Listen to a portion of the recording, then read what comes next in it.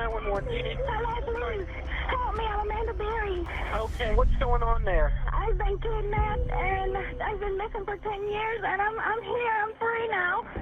This is the story of Amanda Berry, Michelle Knight, and Gina DeJesus, three women who were kidnapped and held captive for over 10 years by Ariel Castro, who drove around the state of Cleveland between 2002 and 2004, looking for victims to kidnap and sexually assault, even to go so far as to call the mothers of one of the children and tell her that I have her daughter and that she's my wife. Which he stated in an interview after being captured, which is where the questions started. What I'd like to do is start with the first girl that was at your house, Michelle. Do you know her last name? Knight. Do you remember when you first met her? No, but it was at Family Dollar on Clark Avenue. I think I overheard talk to someone that she had to go to an appointment. Okay. I said, hey, how you doing? I hear that you have to get somewhere. Can I take you there? She says, okay. She got much. And I asked her if it's okay if we stop at the house.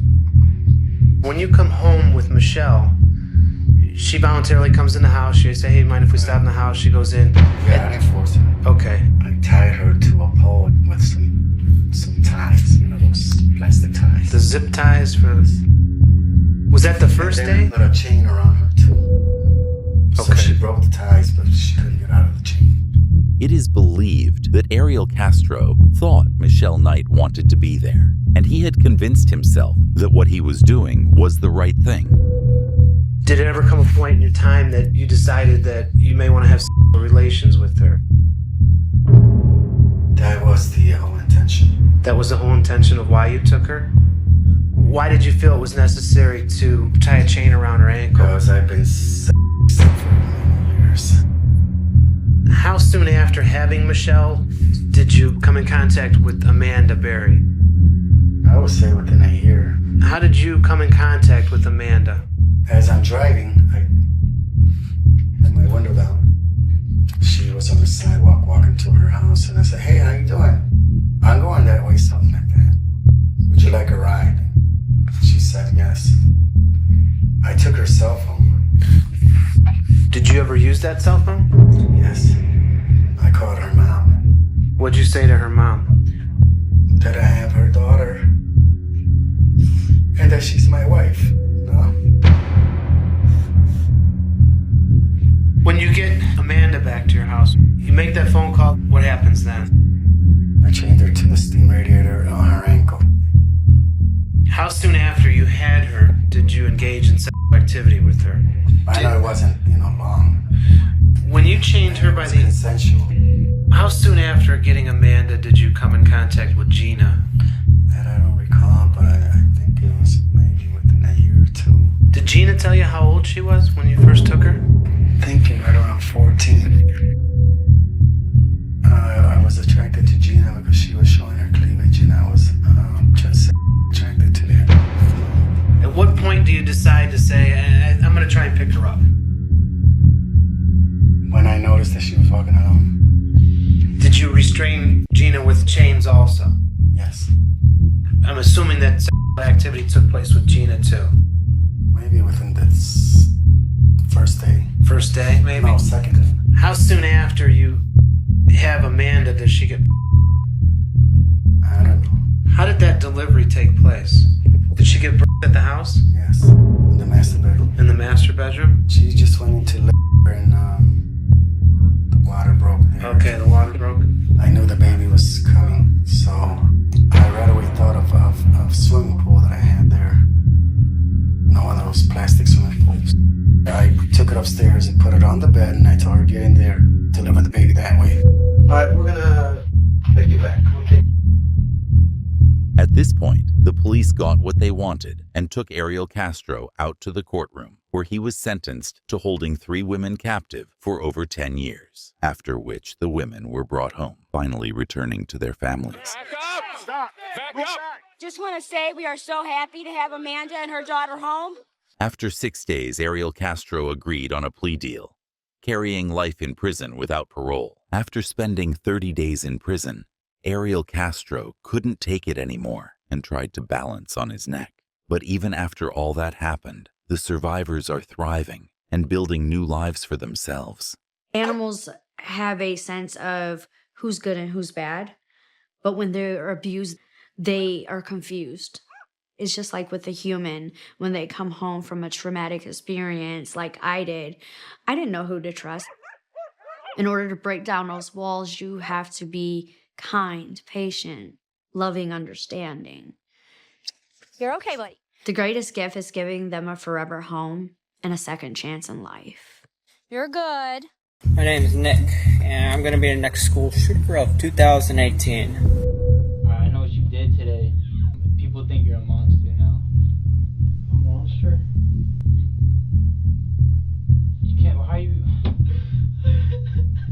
This is Nicholas Cruz, and in 2018 he went to his own school and shot and killed 17 people. After the carnage, the police captured him and brought him in for questioning.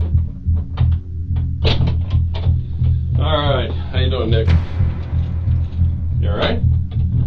Gotta be able to speak so I can hear you. Alright, I just need to ask you really your name and date of birth just to confirm I got it right, and I'm gonna see if you want a glass of water or something. What's your first name? Come on, Nick. Nicholas is not being very helpful now. Watch as the detective tries breaking his defense. Huh? Spell it for me.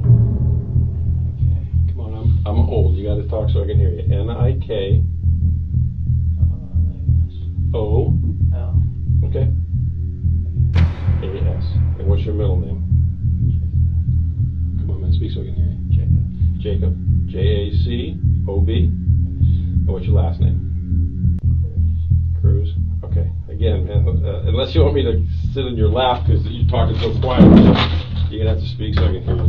Let's get a little closer to the table so me and you can communicate. What's your date of birth?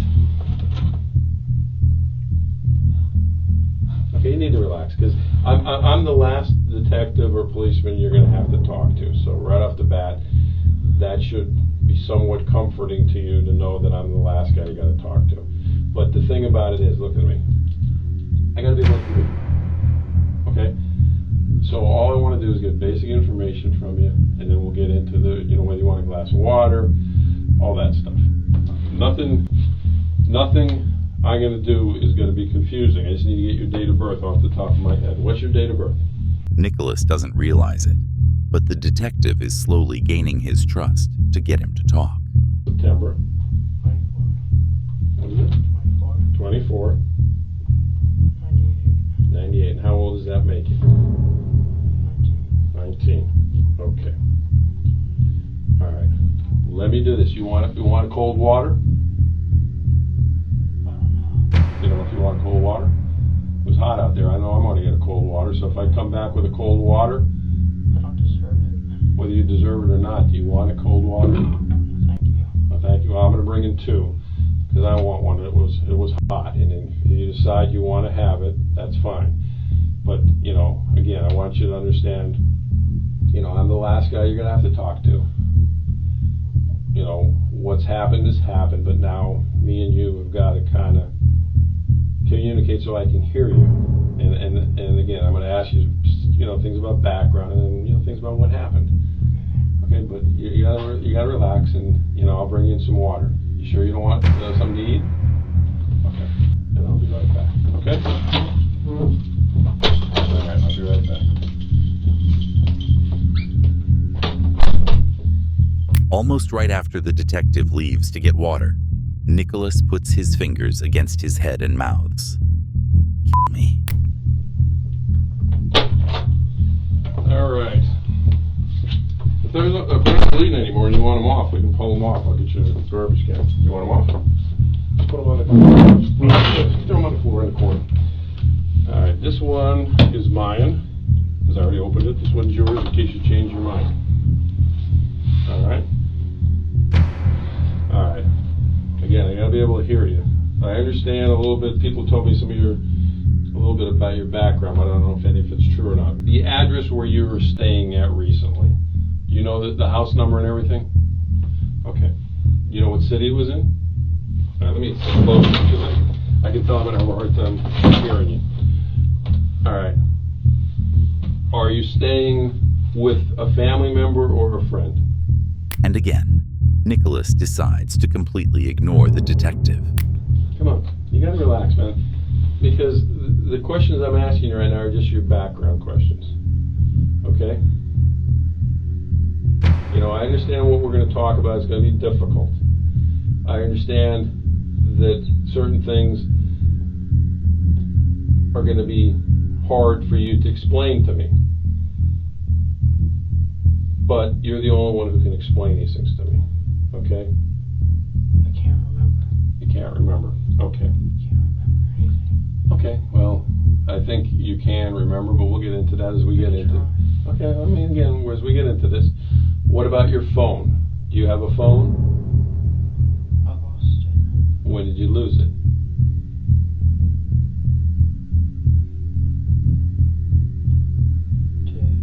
Today. Okay. Nicolas didn't lose his phone at all. He is hiding it from the police because of videos like these. My goal is at least 20 people with an AR-15 and a couple tracer rounds. I think I can get done. You're all going to yeah. Can't wait. As the detective gets closer to the information he needs, Nicholas acts insane and fakes a panic attack to avoid answering questions. I can't remember. Nick, like I said, the questions are going to get a lot more difficult than what your phone... Dude. Okay, but when...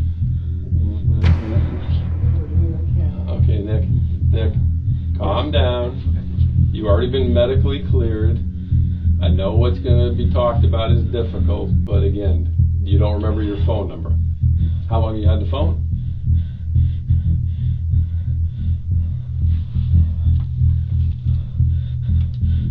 How long have you had the phone? Nick, the doctor's already looked at you. Okay. Okay, you're fine. You're not having any problems at the moment, and you're perfectly fine. So calm your breathing down, all right? And I want to believe certain things that you're going to tell me, but, you know, if we're getting to where you're going to hyperventilate over a phone number, okay? All right. So what's your phone number? Huh? As soon as he realizes faking a panic attack doesn't work, he gives the phone number without hesitation to regain some trust from the detective. Calm down. Take a deep breath. All right. So, but you had it since your mom died. How long has your mom passed? I can't remember, I think. Okay. This year or last year? November. November? Okay. Okay. When your mom passed, were you living with her? Yes. Okay. What city was that? Parkland? Okay. Remember the address? No. No? And I know it's probably very difficult to talk about your mom, but when she passed, what she passed from? Pneumonia. What was it? Pneumonia? Okay. Again, people told me that out on the scene. I want to make sure it was true. Now, your dad's passed too? What was your dad's name? Roger. And how long ago did your dad pass? How long ago did your dad pass away? When I was a kid in 2005. 2005. I think 2004, 2005. Okay. When he passed, what did he pass from? Heart attack, I think. Heart attack. Okay. Look, again, you have to understand, we're going to talk about some things here, and I know what happened today is hard. I understand what happened to your parents is hard. But the only way for you to make me understand is for you to be able to talk to me and tell me about this. Okay? All right, because, you know, I can talk to all the people in the world and I can watch all the videos in the world, but I only can talk to you to hear from you what was going on with you. Okay? All right, I'm going back to brother. I know you don't want to get him involved in anything, and I'm not trying to get him involved in anything. Do you know what city he lives in or not? I just want to see before me and you really start talking, that you understand what we're talking about. I mean, what city do you live in? Tamarack, Coral Springs, Parkland? If you don't want to give his name to protect him, I already know his name, but that's fine. I understand that. I understand people want to protect friends sometimes, but what city did he live in? Zachary Cruz, the brother of Nicholas, was also given a psychological evaluation since their youth was blamed as a reason for what happened. All right. Why don't you have a glass, sip of water? You don't want it? Okay. All right, let's talk about your background. You went to Douglas. How far did you go in school? And what grade did you graduate? Huh? I started 4 years ago there. Okay, well, what grade did you get to? 10th, 11th? 10th or 11th. Okay, you didn't graduate though, right? No. When was the last time you attended either school at Douglas or anywhere else?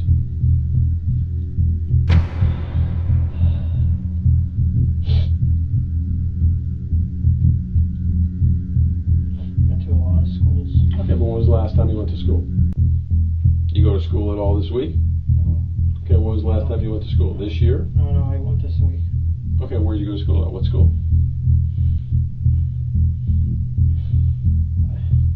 I don't think it's a school. Okay, what is it? Alternative school. Okay, what's it called? I don't know. Okay, what city is it in? I mean, Oakland, I think. Oakland Park? Oakland.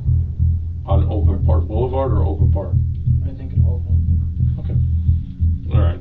So the last grade you went to, Douglas, you think was 10th or 11th. When was that? This year or last year? 3 years ago. 3 years ago? Okay. Were you a good student when you were there? Somewhat. Oh, what kind of grades did you get?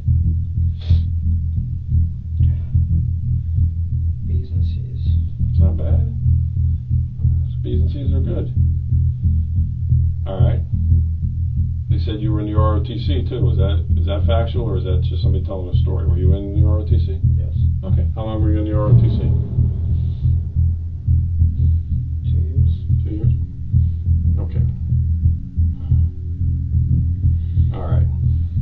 Now, again, I never met you before. You never met me before. I don't know anything about drug use. You do are you on any kind of prescription medication? No. No. Have you been to a doctor for anything recently other than today at the emergency room? No? Just a finger broke. You broke your finger? When was that? When was that? When did you break your finger? 4 to 5 weeks ago. 4 or 5 weeks ago? Alright, so you went to a doctor for that? Yes. Okay, you're not on any painkillers now or anything like that? No. Okay, when your mom passed away, they didn't put you on any kind of depressants or anything like that? No. Have you ever seen a doctor about any kind of depression or anything? No? Okay. How about, and again, I'm not the drug police, but I gotta ask you, you do any kind of street drugs? You smoke marijuana, anything like that? If you did, it's okay to tell me. I'm not the street. I'm just getting background on you. You do any kind of drugs? What kind of drugs do you do? A lot. No one knew about it. Huh? No one knew about it. I can't hear you. No one knew about it. No one knew about it, but me and you were talking and the other one wasn't going to know about it. So what kind of drugs were we talking? Xanax. Xanax? Nicholas Cruz, his defense in court would later be that his brain was poisoned from abusing coke and Xanax. And he also claims to have used drugs in an attempt at suicide. When did you try to kill yourself? 2 months ago. Okay, did you actually go to the doctor or where was that at? How'd you do it? I snuck out of house. Okay. You're Walgreens. Okay, you're still staying at brother's house then? Yes. Okay. You snuck out the house, you went to Walgreens, what happened? Bought ibuprofen. Advil. Okay. Went back. Took it. Went to bed. Okay. How many did you take? All of it almost. What now? I don't know how many pills. I just took a bunch. Okay, a bunch. All right, you went back to bed, you drank some water, what happened there? Heart started hurting. Stomach started feeling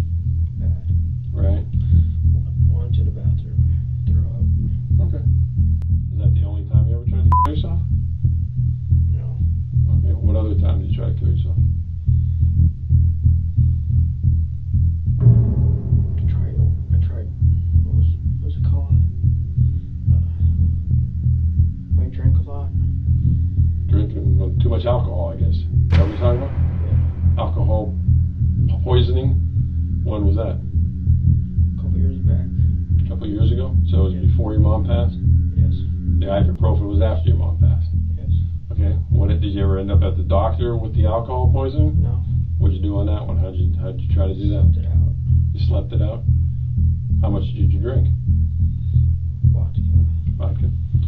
Alright. The most recent one. Tequila.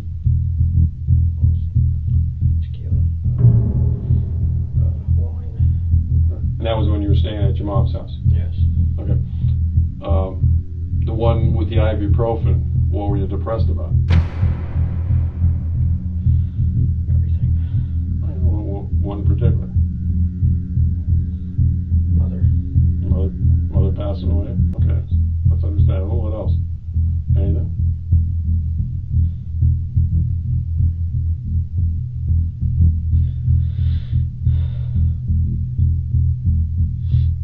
I mean, have you worked anywhere? Where are you working at?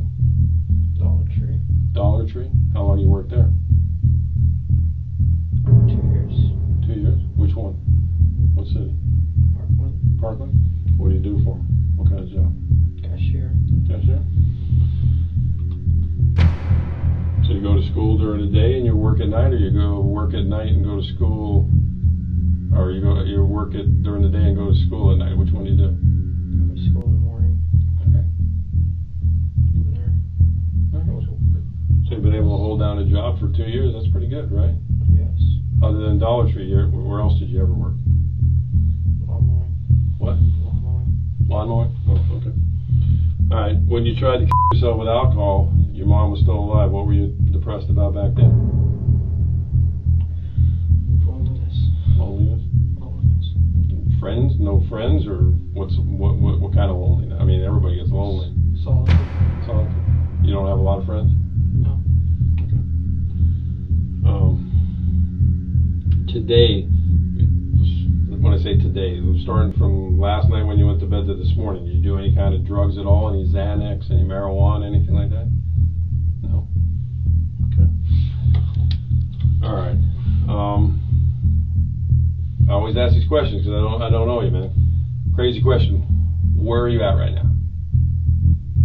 Do you know, are you in what kind of building you're in? Do you know what I do for a living? I'm a police detective. You know that? No. Okay, well, I'm a police detective. All those guys that escorted you coming down in the car in the uniforms, you know what they are? SWAT. No, they're police officers. You recognize the uniform as a police officer? See my badge, sir? Can't see it past my big stomach, but my name is John Curcio, and I'm a detective for the sheriff's office. So what I did is I got a lot of background on you, and I can tell right now that you understand that this is a police department, and I'm a police officer. Okay? Alright, so one of the things I want to do is we need to start talking about what happened and why it happened. Have you ever been in trouble before where you've been involved with police officers? Yes. What was that all about? Animals. Animals?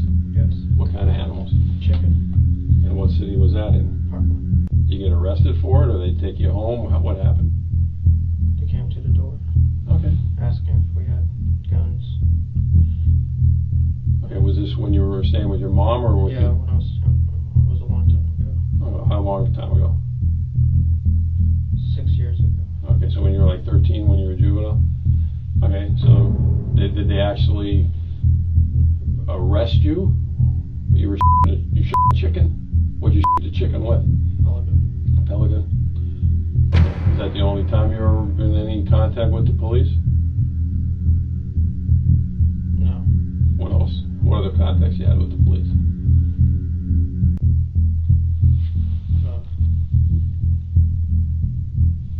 Riding bike. Riding bikes? Yes. Motorbikes or regular bikes? Regular bikes. Okay, you never got arrested though? Did you ever get any of those civil citations or tickets or anything like that? Alright, so you've never really been in any kind of trouble, right? Okay. I know you made some comments about different things that have been going on. You said you were lonely. Today when you obviously went up to the school, do you remember how you got up to the school? Nicholas was fully aware of how he got to the school and even explained this in a video. Alright, here's the plan. I'm gonna go take Uber in the afternoon before 2:40. From there, I'll go onto school campus, walk up the stairs, unload my bags, and get my AR and people down at the main courtyard. I'll wait, and people will. Okay. Just remember one thing as we go into this. There's certain things I know, and I don't want you to get to the point where you think I'm being hard on you, but schools in particular got cameras everywhere, so I can see what happened, but I can't know what happened from your point of view until you tell me. So, again, you want to keep saying to me, I don't deserve it. So, to me, that means you have some form of remorse. You can't change what happened. I can't change it either. I wasn't up there with you, and I wish I could change it, but I can't. But the thing about I don't deserve it is to start off telling me what happened, and then we talk about why it happened, and then we go from there to try to understand why it happened. So when you say I can't remember, for you not to believe you deserve it, you remember. You know what I'm saying? You wouldn't say that if you didn't remember what happened. Okay. So come on. All we gotta do is start off. Even if in your mind you're gonna tell me something you think is gonna shock me, you need to tell me it. All right, here you go to the hospital, the doctors clear you. And you're talking about demons. What are the demons? The voices. Well, tell me about it. What are the voices about? It's another voice, the evil side. Okay. And how long has that voice been going on? Years. Okay. When did it start, you think? When your mom passed? It started getting worse when my mom passed. Okay. Did it start how many years before your mom passed, do you think? When my father died. Okay. Did you ever tell anybody about the voice? Never? Well, what does it tell you to do? Burn, destroy. Okay, burn, destroy what? Everything. Okay. But have you ever burned, destroyed anything? What have you burned, destroyed? Burned, just fire. Set fire. To what? In the pit. Fire. Oh, a fire pit. Okay, well, I mean, the voice told you to burn something, you built a fire in a fire pit. What's destructive about that? That's what fire pits are made for. What else did the voice tell you to do that's... Animals. Okay, have you ever killed animals? Yes. What kind of animals? Birds. Birds? Wild birds or people's Birds. pets? How do you kill Birds. How do you Wait for them. oh, can't catch them, so how are you waiting for them? Out in the grass. Wait for a bird to come up. There's no way, man. I'm a bird lover. There's no way. You can't catch a bird, Holmes. No, I mean like... With a pelican? Oh, okay. Where's your pelican? It broke. Okay. All right. So the voices tell you to hurt animals and start fires in the fire pit. When was the last time you heard the voice? Yesterday. What time was it yesterday? It was at night. Okay. And where were we at? Work. You're at work. So you're at Dollar Tree. And what's the voice telling you? Hurt people. To hurt people. Hurt people at Dollar Tree? Or hurt people? Hurt people in general. Okay. Doesn't say specifically who? Alright. So what happens? Do you hear the voice this morning or no? Okay, what's the voice saying this morning? Okay, let's talk about it. Did the voice didn't tell you to take Uber, right? Yes, it did. It did? Yes. The voice said take Uber. Yes. Did The voice isn't me. You're the voice. No, There's yeah, you can hear it. okay, it's in your head. Yes. What is it, a male voice or a female voice? Male. Male. Can you tell how old old the voice is? My age. Okay. Do you have a good voice too, or just a bad voice? Is there a voice inside you that says, do good things? No? It's always bad. Can't be. You held down a job for 2 years. If you were doing things bad, you wouldn't be able to hold the job down for 2 years, right? Okay. I mean, look. It's me and then my bad side.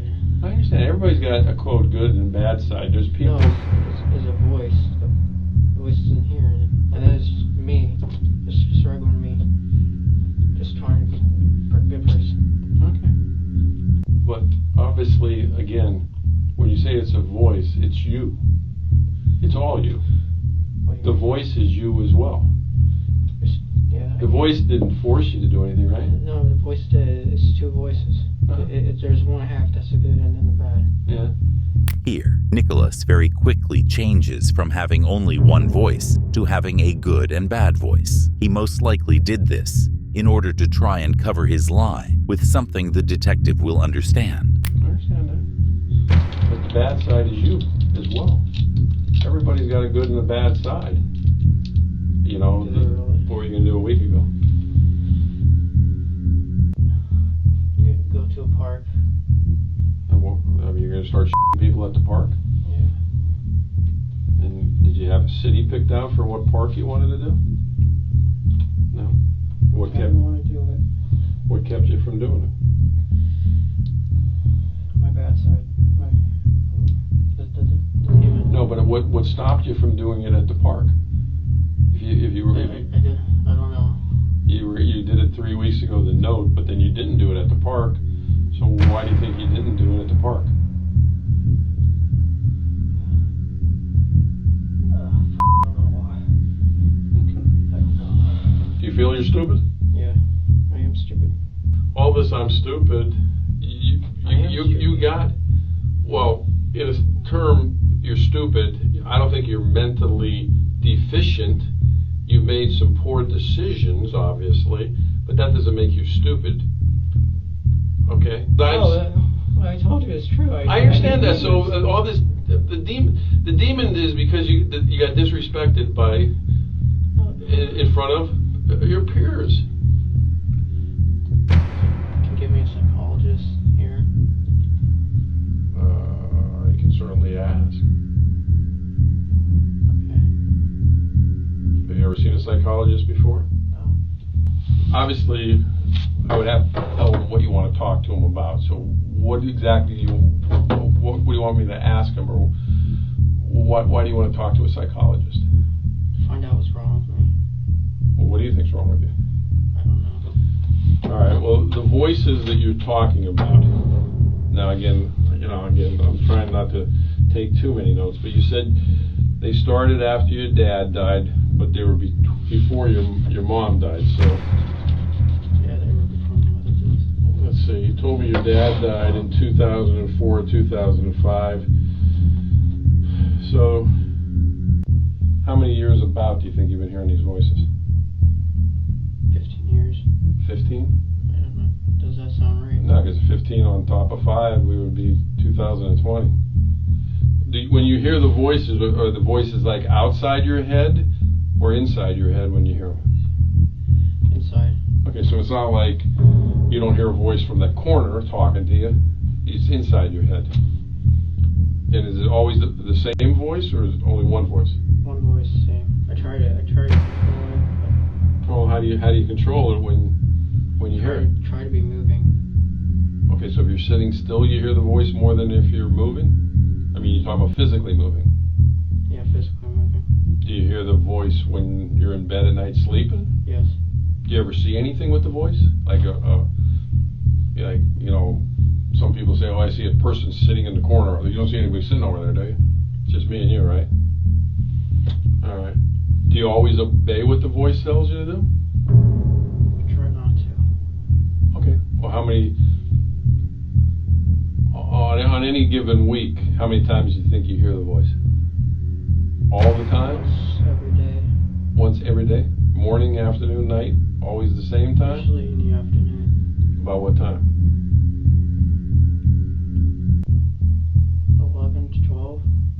think it's those hours.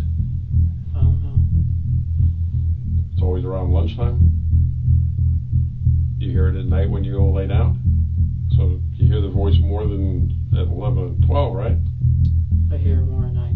Or at I start hearing in the afternoon. I hear it more at night. Now you talked about demons, and then you talk about the that's voice. the demon. The voice is the demon. The voice is the demon. So there's not the two. person, whoever it is. Does it have a name? No name. Does it ever say, "Hey, my name's Nick. Does it use your name or use somebody else's name? Just a voice with no name. Just a voice with no name telling me what to do. Okay, so help me out with this, because again, I'm not trying to be a prick or anything like that, but how does building a fire in a fire pit when you're listening to the voice keep you from being lonely? How does that work? Because I have someone in my head who I can talk to about it. Okay, so your loneliness is fulfilled by the voice. So he's kind of like an imaginary friend. Yes. Almost. Yes.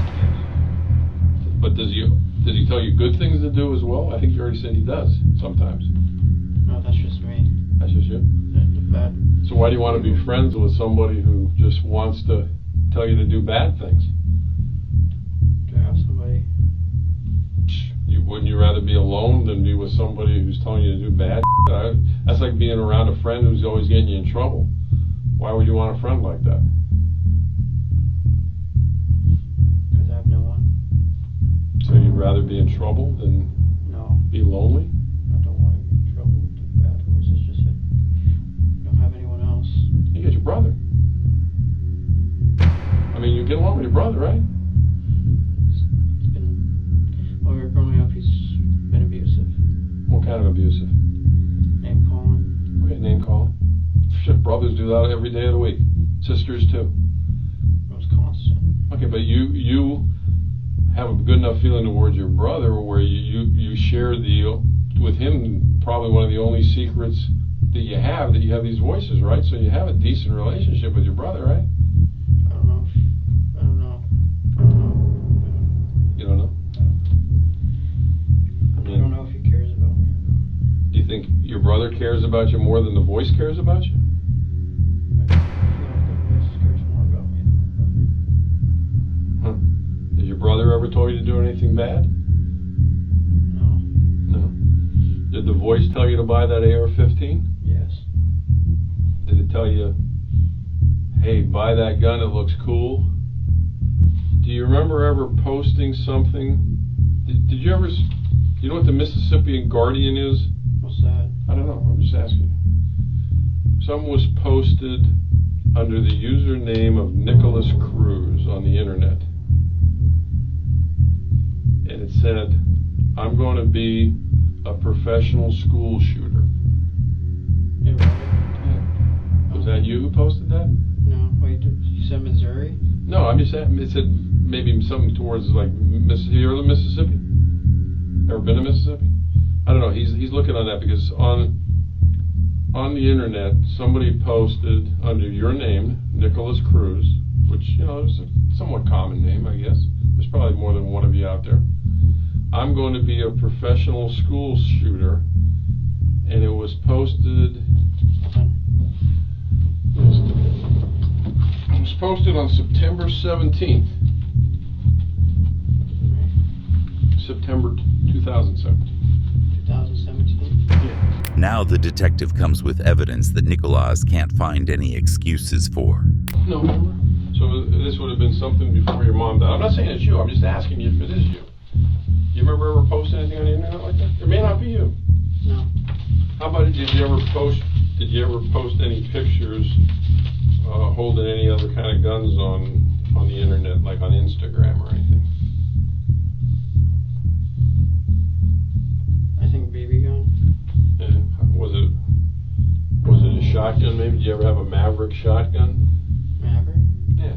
Oh yeah. Whose was that? I have one. Well, like I said, this post that's talking about being a school shooter, you remember the Maverick shotgun, right? Do you remember earlier when me and you were talking and I asked you if you had any other guns and you said no? Did I say no? Well, you said BB gun. You didn't mention the Maverick shotgun. That I would remember. No, I do have a lot. Huh? I do. You do remember saying that? Yeah, I believe. Did I? No, you never told me about the Maverick shotgun. I'm trying to figure out. I told you I had other guns, right? Well, you never told me about a Maverick shotgun. Is what I'm trying to get at. What other guns do you have? High point. A high point. What caliber? 9. And when did you buy that? All crucial information about where and how he got the guns seems to have been lost. And he keeps blaming the voices for ever buying the guns. Okay. And do you buy that legitimately? At a gun store, or you buy it on the street? Bought everything at a gun shop. Same gun shop? No, different ones. Okay. I just can't remember. Okay. The high point 9mm. What else you own? What other kind of gun? Two shotguns. 3 shotguns? Yeah, I had 3 shotguns. Okay, so the Maverick. What other kind of shotgun? Remington. Remington. What gauge? Same. 12. 12. And what other ones? Mossberg. Mossberg. What gauge? 12. 12. And what else? 3 shotguns, the AR-15, a 9mm high point. What other guns? AK. An AK-47? Yes. Okay. When did you buy that? Recently. What does that mean? Days or weeks or months? Months. Months. All legitimately bought under your name. Yes. Did She's gonna come in with me. Did you tell her why you were buying the guns? Hey, Nick, why do you need all of them? Did you ever have that conversation with your mom? You told her what? It was cool. And to protect myself. Okay, protecting yourself from what? From boys.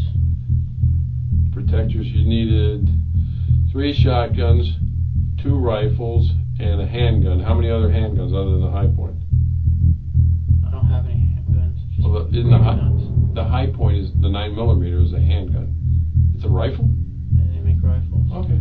Well, you know more about high points than I do. All right, so you needed all those guns to protect yourself from the voices, but the voice is in your head. How are you going to get the voice out of your head? With 3 shotguns, 3 rifles. Just to keep him occupied so he doesn't do anything. Did you have ammunition for all these guns? Yes. Considering how many weapons Cruz had, and according to him, bought himself, the police are surprised. They didn't know about him sooner. When did you buy your first gun? How old were you? 18. So, was it just right after you turned 18, like on your birthday? Which one did you buy first? Remington. 12 gauge. And you never took any of these guns to the range and practiced with them? Other than the AR, did you ever shoot the AK? How many magazines you got for the AK? 4. 4. You got ammunition for all 4? Yeah. Where do you keep them? Safe. Safe? Is there a combination to the safe? No. It's unlocked? It's a key. Where's the key? In my drawer. Your drawer at the house? Yes. With the drawer to what? The safe. Okay, but the key to get in the safe is in the drawer in the safe? Where's the key to open the safe? Shelf thing. Shelf thing of what? Like a desk? A dresser. Okay. Is it the only key on a ring, or is there other keys? Since me and you have been talking, have you heard the voices? What's it said? It's saying cut yourself. For you to cut yourself. Does the voice like me? Does the voice like me? He doesn't trust you. Why doesn't he trust me? I'm pretty relaxed, ain't I? I'm trying to figure that out too. Well, what doesn't he like about me? I mean, I'm kind of grinning because I want to know what the voice's problem is with me. What doesn't he like about me? I treated you fairly. I've given you water. I talked nice to you.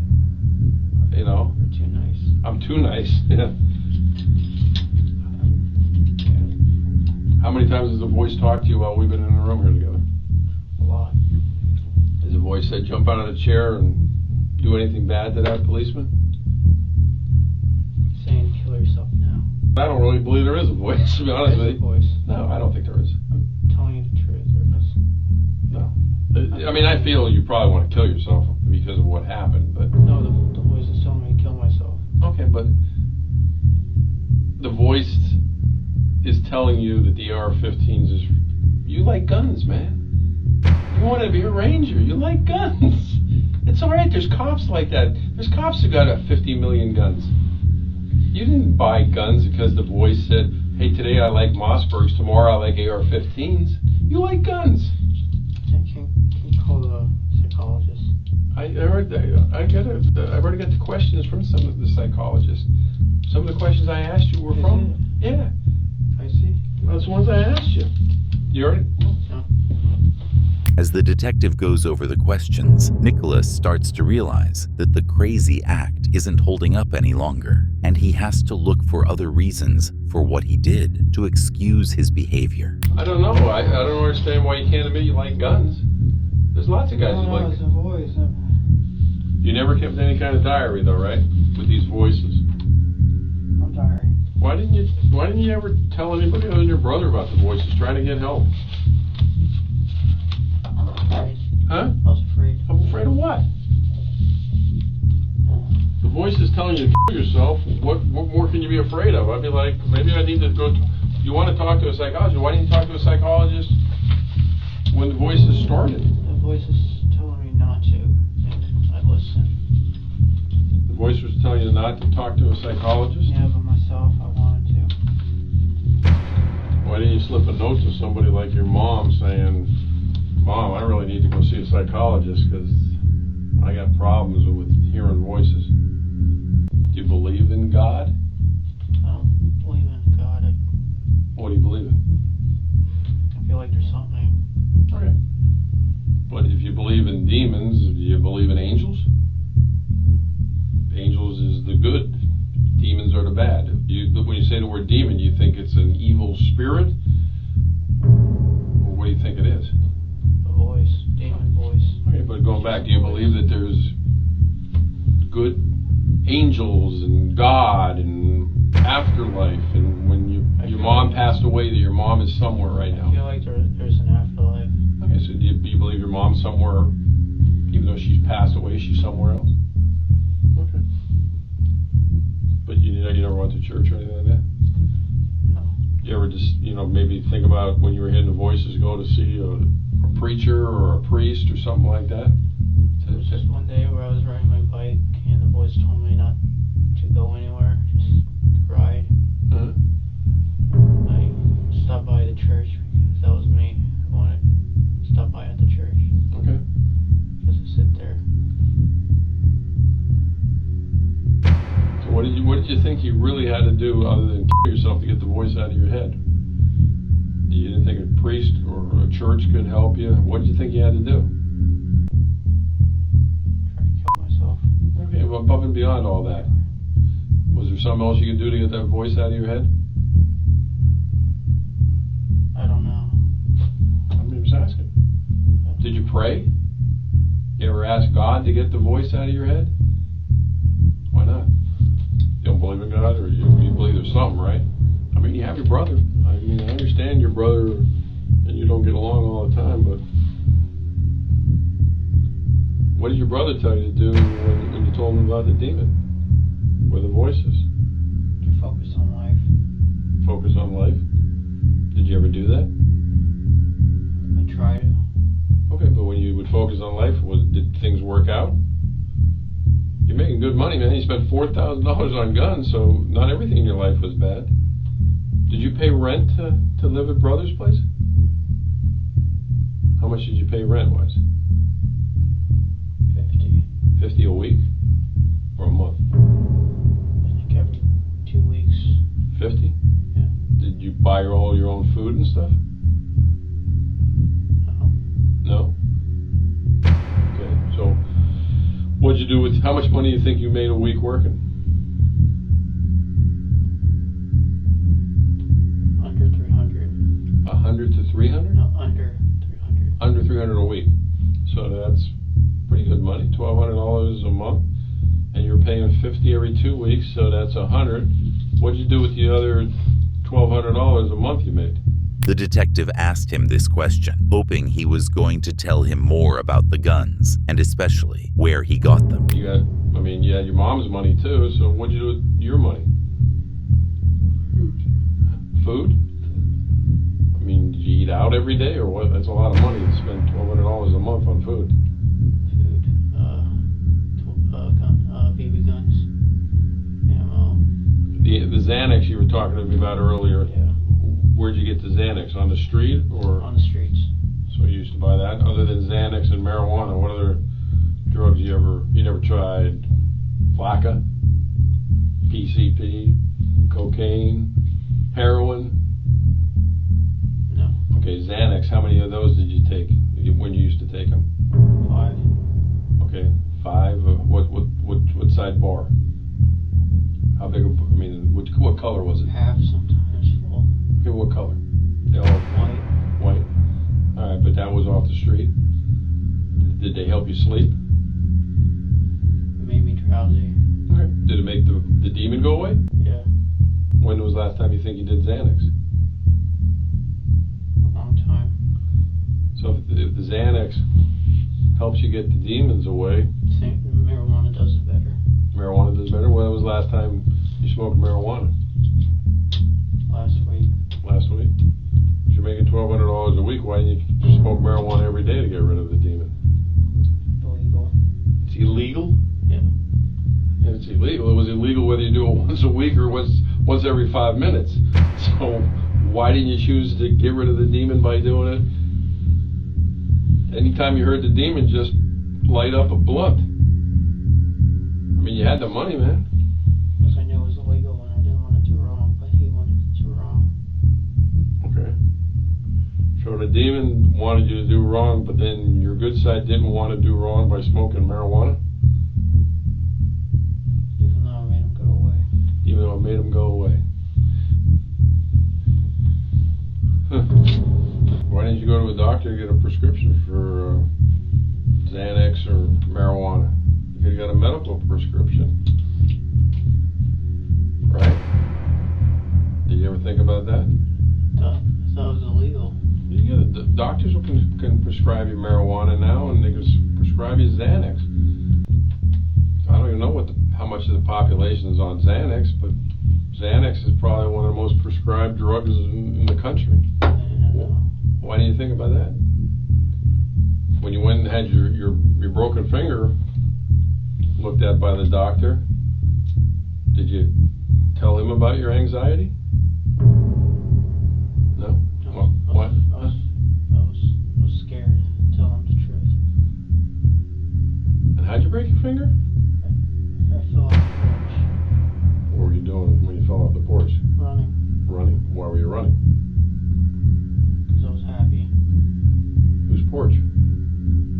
Brother. Your brother's? Where your brother stays at?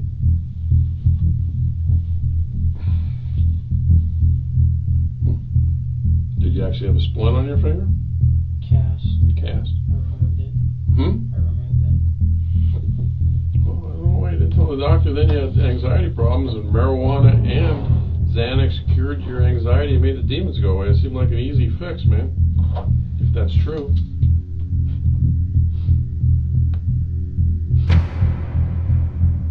You sure you didn't like the demon's voice? I don't like the demon voice. You sure? I'm sure. Then why didn't you go to a doctor to get rid of it? I was afraid. I'm just afraid of people. Why, well, forget that for a second. Let me ask you another crazy question. Okay. If was the demon there that night? Ian beat you up on campus? Was the demon there that day when Ian beat you up on campus? Yes. He told me to go up to him. Okay, so who did Ian beat up? You or the demon? Me. Okay, so why didn't the demon do something to stop it? I didn't do it. Huh? Why didn't it? I don't know. That's a good question, because the demon's telling you to do all these bad things. Why couldn't the demon get you mad enough to get the best of Ian? I don't know. I don't know either. It doesn't make any sense. I don't know. But why the fuck?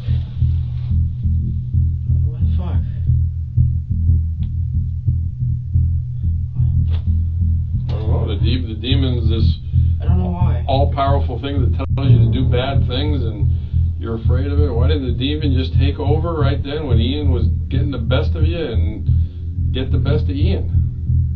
Well, why did the demon not do that?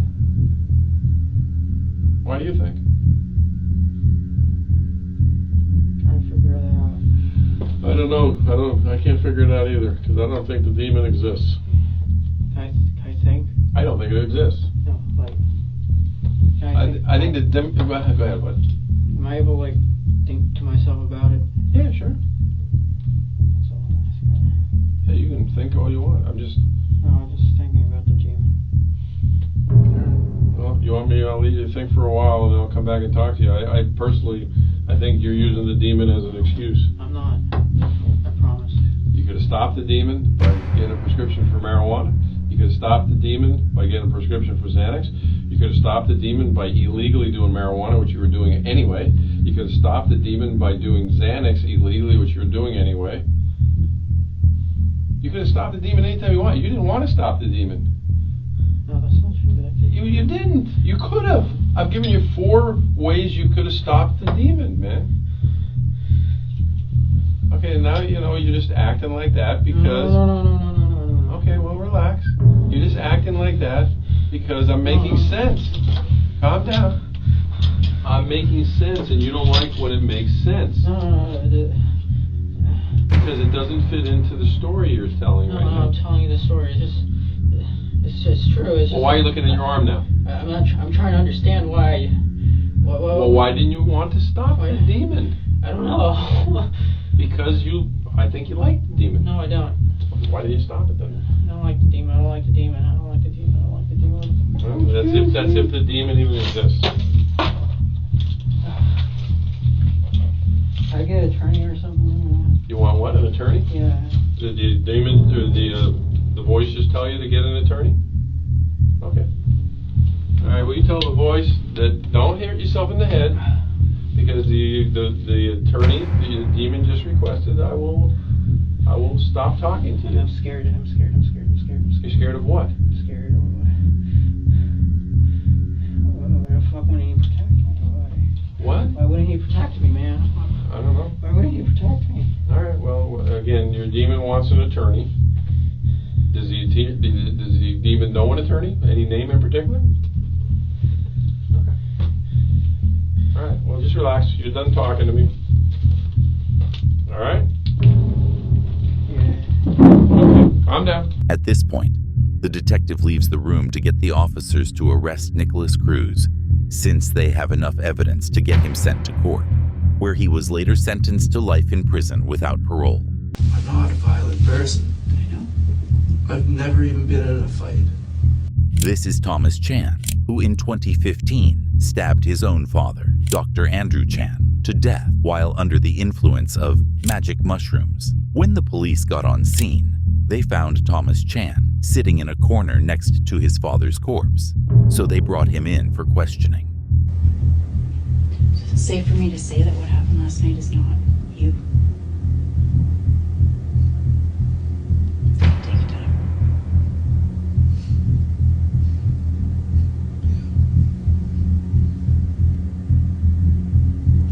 Thomas, are you close to your dad?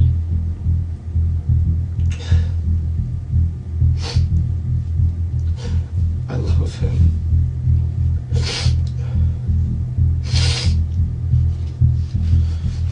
What do you think your dad would want you to do right now? I wish to answer. You can make any decision you want, Thomas, at all. But I want you to seriously think about what happened last night. What you think should be done for your dad. For Lynn.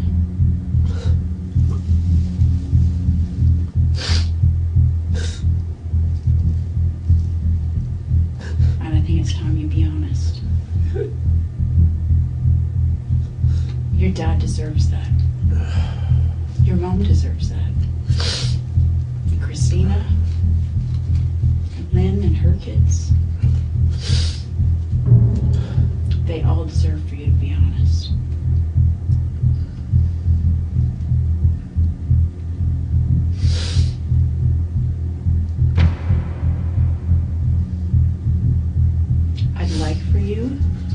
tell me what you were doing yesterday. What were you doing with your friends? And start from there and just tell me how this happened.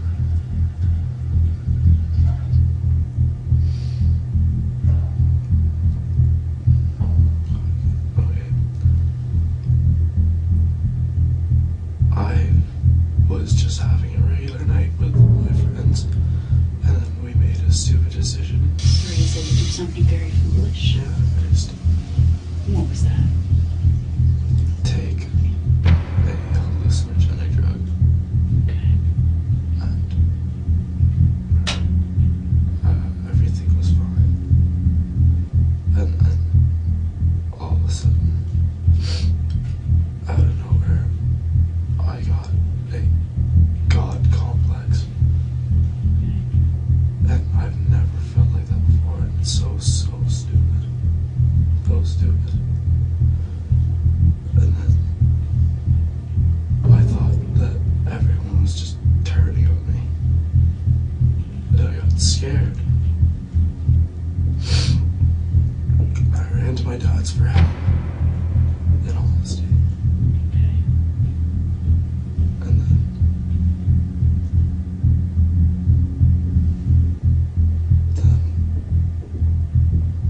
I just, no one answered the door. And then I just felt more like I started hallucinating. You started hallucinating? Okay. Seeing close friends and family who tried to help, their faces started to be aggressive and sinister and devilish, and I felt like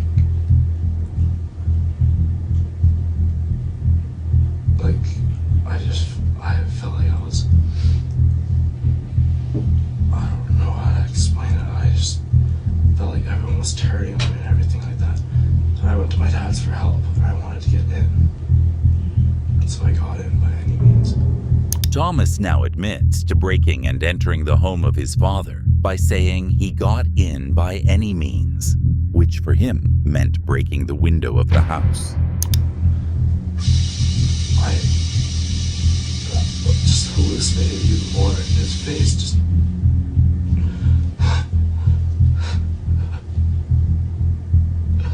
Then I thought he was coming after me. But he wasn't. But I thought he was at the time. Because of the stupid drug.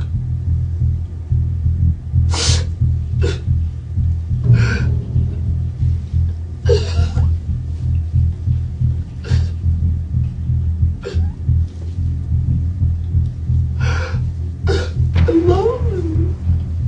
My dad.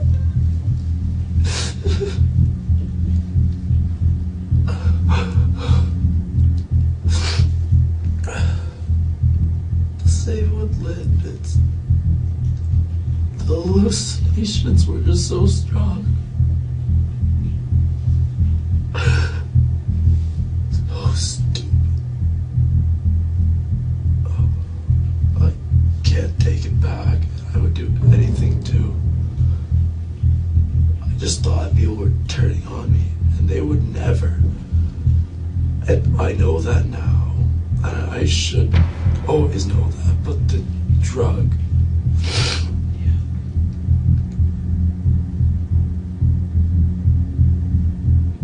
When you got to the house and you couldn't get in, how did you get in?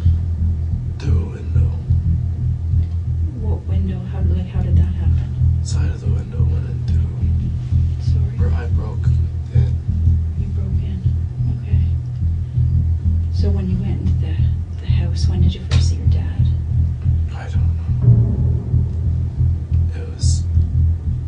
I came in, lights were on, and I just remember his face just turned and devilish. Same with all my closest friends, and my mom even.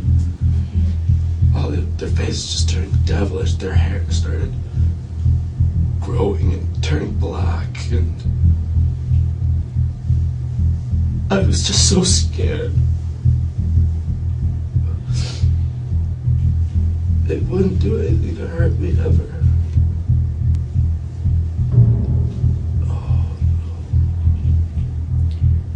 Do you remember what happened next? You thought he was turning on you.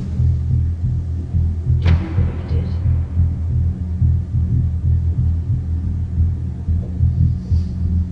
Not really. What parts do you remember? I know I had a knife, and from then on, it's kind of just a quick blur. It was me just acting as though I was fighting for my life. That's what it felt like. So you thought through this, that you were fighting for your life? Do you remember where you were in the house? Kitchen.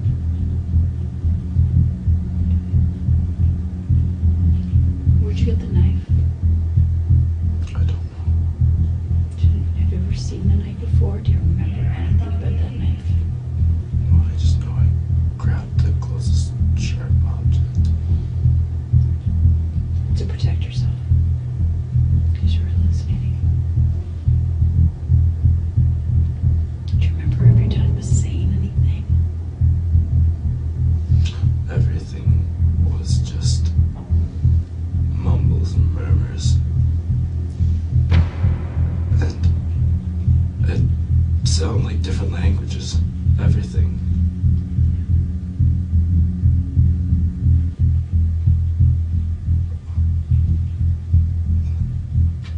Do you remember hitting your dad with a knife?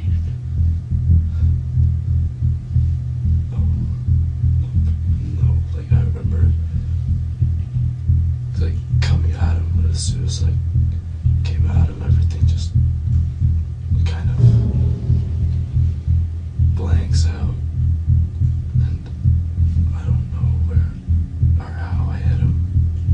I just remember seeing his face, and it just wasn't his face. His eyes looked like they were all black. His hair was all black and growing on end. And everything, it was...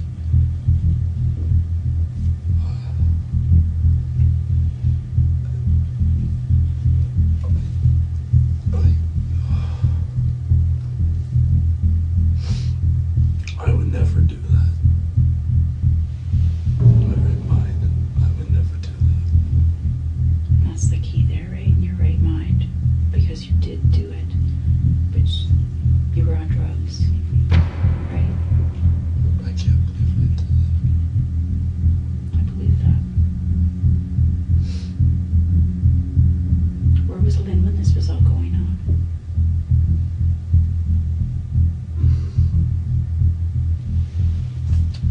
I don't remember exactly. Lynn, at the time the partner of Dr. Andrew Chan, was also attacked with a knife, suffering life-threatening injuries, but ended up surviving the attack. She ran into Take your time. What do you remember?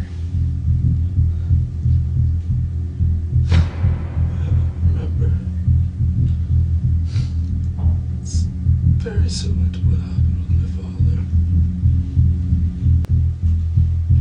The hair was black, very black, and the more scared I got, the longer the hair looked, and the darker it got. And like I said, all words sounded like not English. It sounded like chants or something. I just thought I was being chased. Everyone was being taken over by the devil. Something. I don't know how to describe it. It was...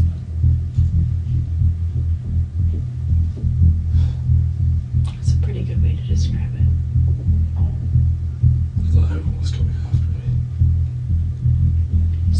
when you went into the house, you said you broke in?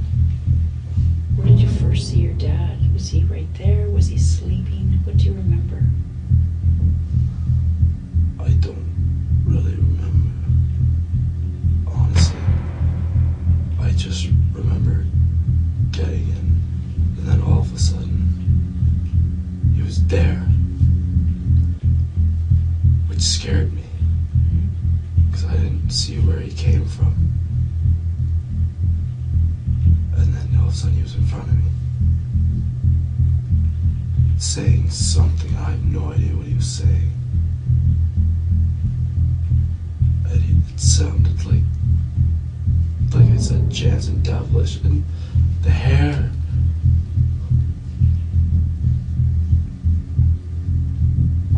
So you grabbed a knife or a sharp object.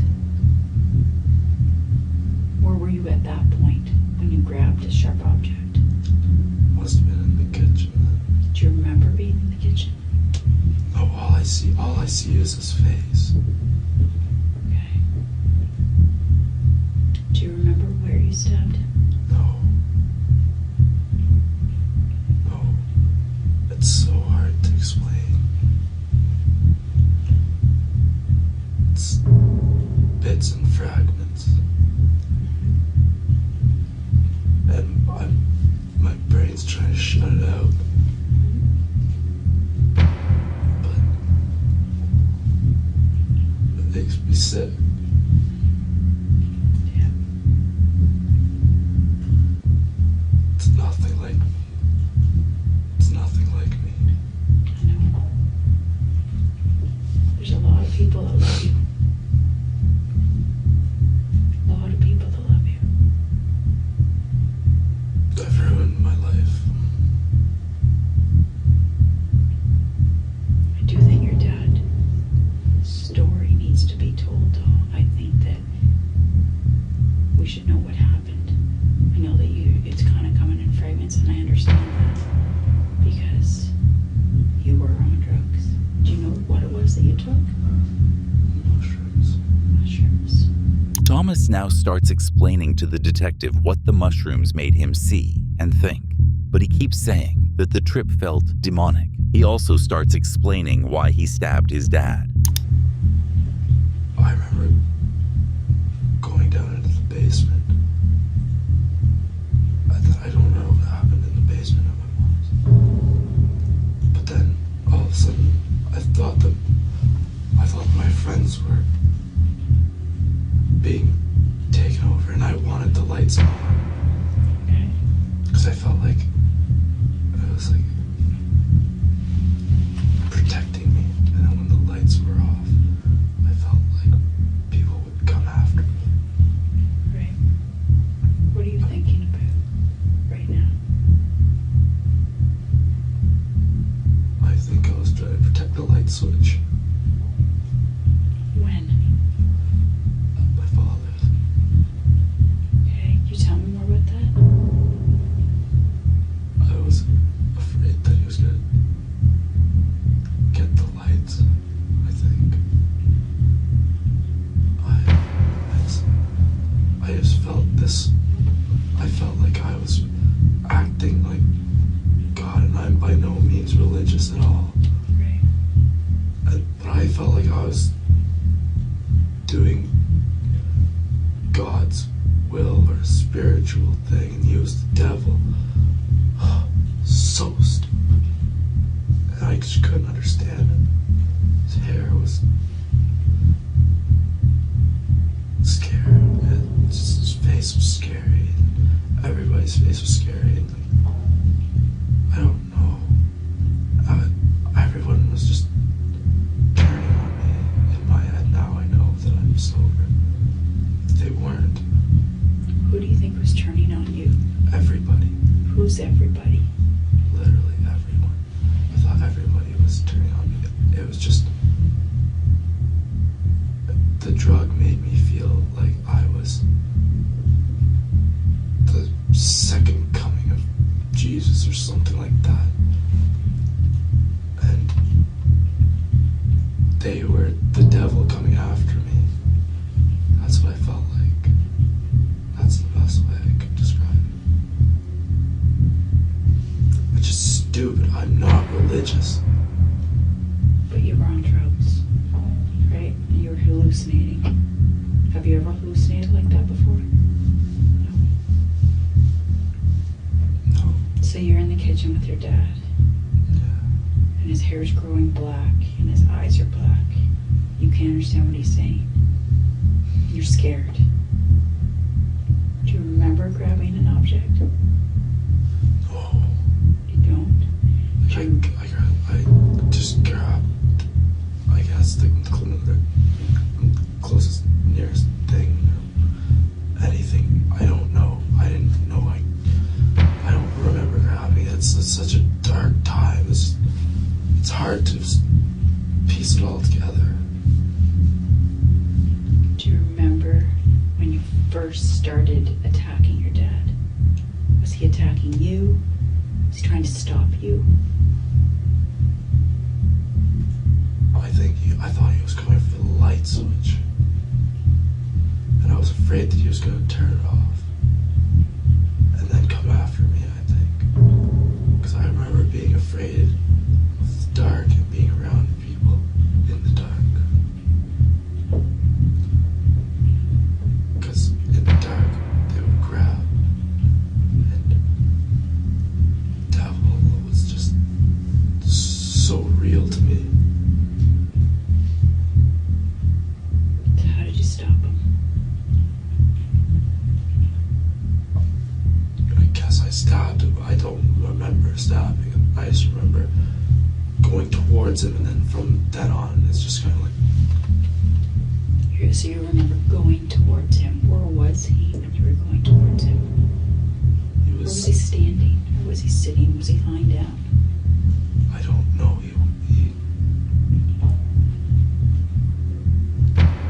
I remember when it all happened. It was first. It was. I don't wish to answer. I don't know. I don't wish to answer. I just don't know. You know what? I don't want you to tell me anything that you don't know. I just want you to be honest for your dad. Honest. I don't want you to make anything up. I don't know what really happened. I just remember being afraid of the dark, feeling that the devil was very real, and I was like, this whole God, and like I was trying to do something, and just I don't know. I don't want to say anything because I'm not in the right state of mind right now. Now the detective also starts asking Thomas about Lynn and why he started attacking her as well. Do you know where Lynn was when you got there? If she was sleeping? I don't know if Lynn lives there, does she? She's there most nights, yes. I love Lynn too. She's been there my whole life. I was going to say, I understand that you have known her forever. She's always worked with your dad, is that right? Yeah. How long ago did they actually get together, though? I don't know.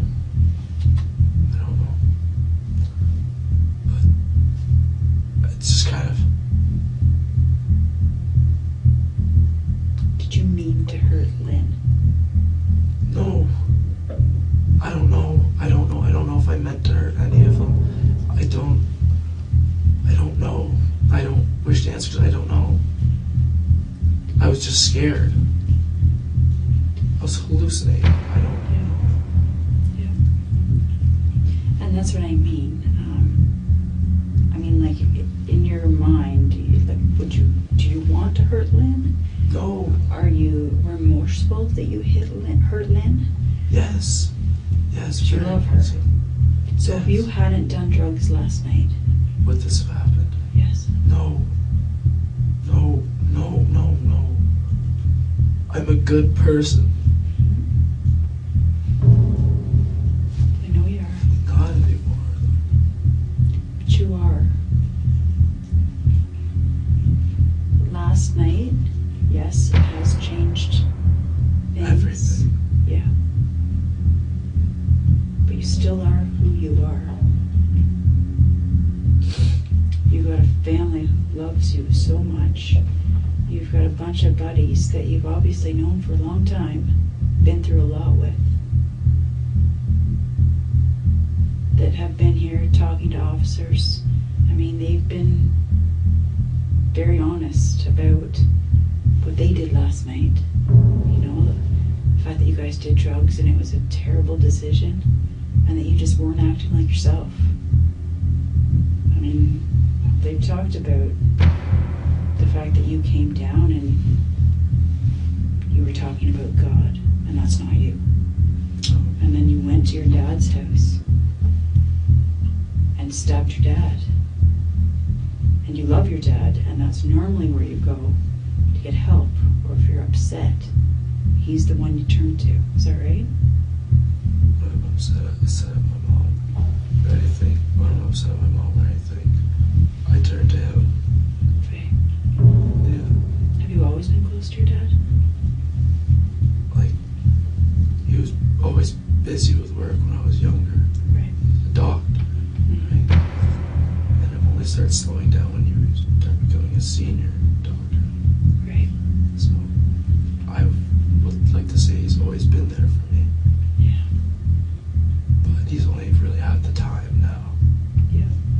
I love him. Yeah.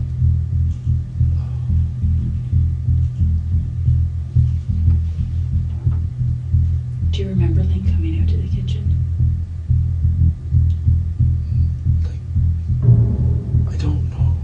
I don't know. I don't know.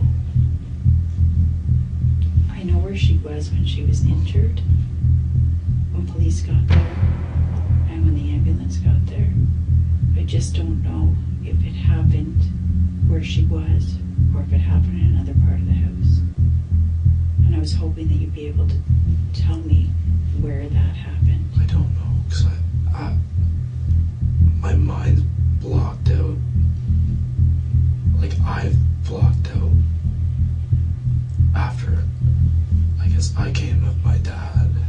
You sorry? I blocked it out after, my dad was approaching me, and I was by the light, and I felt threatened, and then I acted how I at the time felt was what I needed to do for my own safety, which doesn't make sense. It doesn't make sense sober, but when you're hallucinating, I'm sure it made total sense. Right now, we can sit here and say, yeah, that makes no sense. But what you went through last night, you were hallucinating.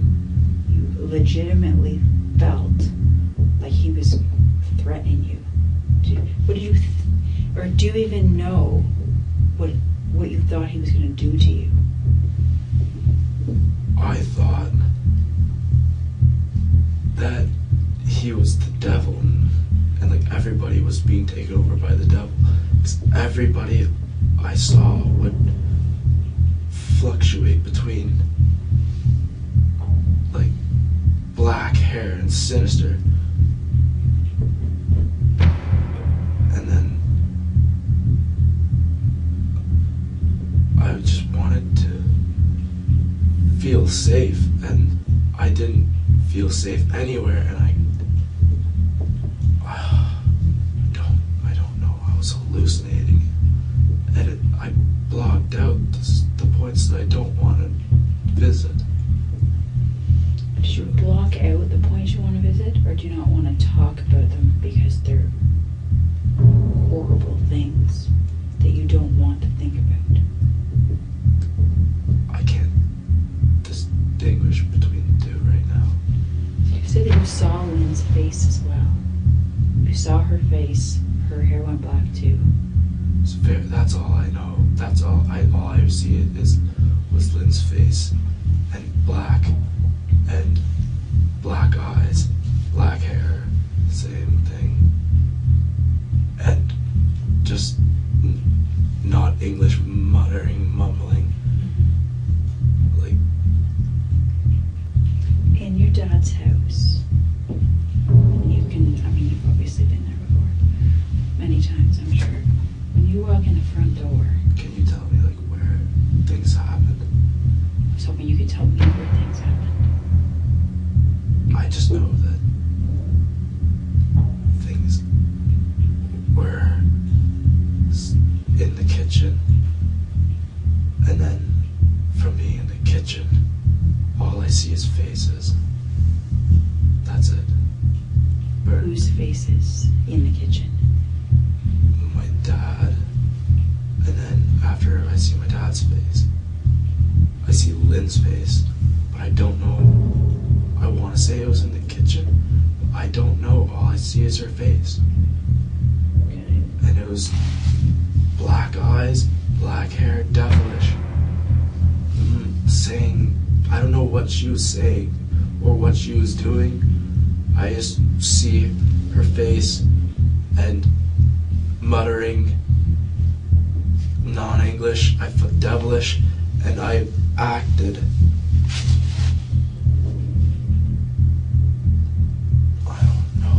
I don't know where it happened. You don't know where it happened with Lynn or your dad? Last I remember was being in the kitchen with my dad. And then all I see is scary faces. That's what I last remember. And then after that, I remember being by the front door praying in the light, which I never do. The detective asks Thomas to explain the layout of the house for one reason. When all this happened, Lynn never left the bedroom and was suddenly attacked out of nowhere. Was Lynn in the bedroom?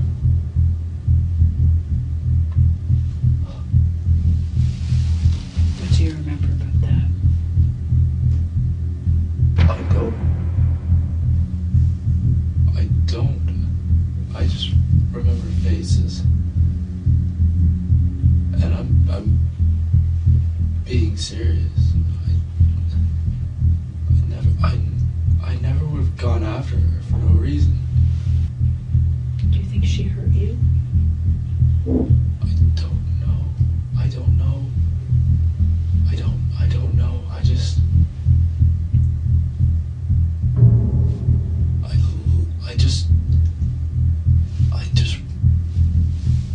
remember faces and acting on instinct. At least what I thought was instinct. At the time it was. Right?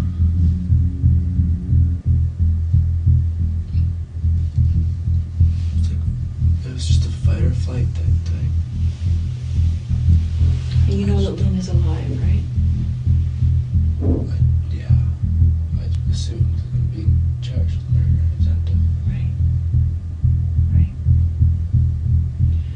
You saw her face. Is there anything that you remember about her face that would remind you of where she was? Like anything around her head? Anything? If you saw her face, was the light on? I know you were worried about the light. I don't know. I just saw her face and black eyes and dark hair. And that's all I could focus on. Did you know it was her right away? I knew who people were. I just thought they were being taken over by the devil. I thought they were coming after me, and it's just so stupid because they wouldn't. You know that now that you're sober. Yeah. Was there anybody else in the house? I don't know. Have you ever seen anybody else in there? No. Was there someone else in there? To my knowledge, no. Being honest with you, to my knowledge, there wasn't anybody in the house. was. I was just hoping that you could tell me. I can't take it back. I wish I could. I wish my dad was still alive.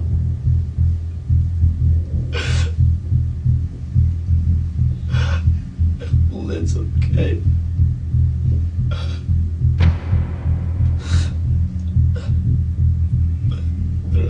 I don't wish for my family to ever forget me. I don't deserve it. You don't deserve for them to forgive you? Bro, I killed Dad. Who does that?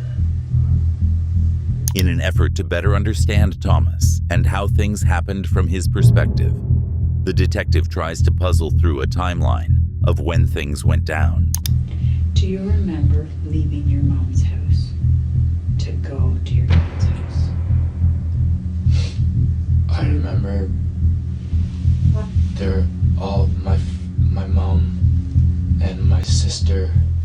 I remember seeing their faces and they changed too. All I remember when my serious trip, what really I really see is just faces. Everything else is kind of just, yeah, but I just see scary faces of my friends and family, and that's what sticks in my head. And when they would become more sinister, their faces would be, as I said, like veiny, and they'd get fat. Does that happen with your mom as well? Yes, and her hair was very, very, very black, and it started getting long and long, and then she just kept coming towards me and towards me. Your mom did? Yeah, trying to help me, and I know that now. Right. But it just made me scared, and I just remember their faces, and I'm pretty sure, I don't know for sure obviously, but I'm pretty sure I called somebody the devil. Okay. And then I got scared and ran to my dad's because I thought that he would have helped me. And then I got there, and then his face was changing too, and everyone's face was changing. Do you remember being on the driveway of your mom's house? No. And arguing with anybody? I remember, because I thought my mom was the devil at first. Right. And my sister was the devil. My family was the devil. And then I thought, I remember seeing Soren's face. Right. But I don't know what happened. I think did we get an altercation? It's my understanding, yes. Yeah. He's okay. He's okay. Right. Yeah. It could have been anyone. It could have been anyone. It's not. It was just so dangerous. Could it have been your mom? It could have been anyone. It wasn't my preference. It was just me trying to get away from this devil that I thought. And I thought that it was taking over people. Do you remember Jeff's car? Do you remember Jeff in his car and everybody else in Jeff's car?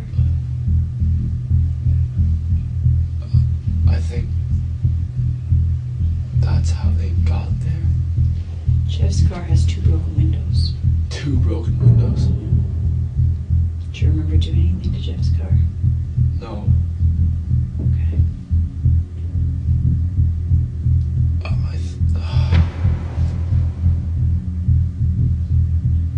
I must have thought like they were working with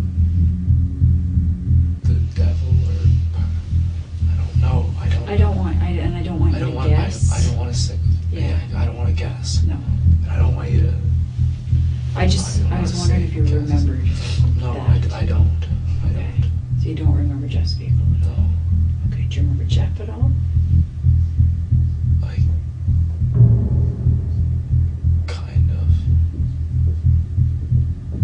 what you remember. Is he okay? He's okay. Everybody else is okay. All right? Everybody else is okay. I don't remember. I just remember faces and stuff like that. And bits and pieces. And I just remember being so scared. And then realizing that I couldn't do anything but fight. And I went to my dad's for help, and he started changing too. And I just remember faces where it's so scary, and hair and eyes black and everything. I can't take back what I did. I don't know. I'm such a deep shit. You should have been man enough to own up to it, though. Yeah. Thank your dad and then deserve that. And your mom. Yeah. And your sister. And all your buddies. And Jeff. I hate myself for what I did. Even though I wasn't in my right mind. But that's gotta come from somewhere, right? I can't be right. That can't be right. That shouldn't be right. The drugs and everything were just... Have you ever thought about killing your dad? Never, no. I've never thought about killing anyone. So you're saying that you did not set out to go to your dad's house to kill him? No, I would never do that. I set out to my dad's house to be safe. Because I thought my mom and sister and everyone was turning against me. I went there to be safe, and then I felt like he was turning on me too. And his face, and then... I don't know. It could have been anyone. I wasn't setting out to do anything. I just wanted to be safe, and I did what I thought I needed to do to be safe. And I blame it solely on hallucinations and this firm belief in religion, where I got that out of nowhere, really, and this thing, meditation, and meditation let me explore my head, and my head just ran off in ridiculous ways, and I felt like, I don't know how to describe it. And then when the trips are getting really bad, it's just faces and flashes and glimpses and things. Do you have any glimpse of what you did to Lynn? Anything at all that would help us? No, not really. I just remember her face and it being very, very, very, very sinister to me. And when you say sinister, what do you mean? Like, what's your description of a sinister face? Like what I was, like how I was saying, like with the police officers, how their faces would get all like veiny and their hair would start turning dark, even though even if they have blonde hair, their hair would start turning dark. Right. And like I said, their faces would get fat too. Kind of, it would be like a fat face, and then veiny, and eyes black, and hair would. It would look like it was growing and black. So stupid. I don't know what I was thinking. I didn't feel any of this. What are your injuries? You've got your hands. Big laceration right there. I'm missing a lot of skin right here. Now the detective gets curious about Thomas, his injuries, and how he got them, since this will help figure out how he broke into the house. I didn't see this one actually. Wow.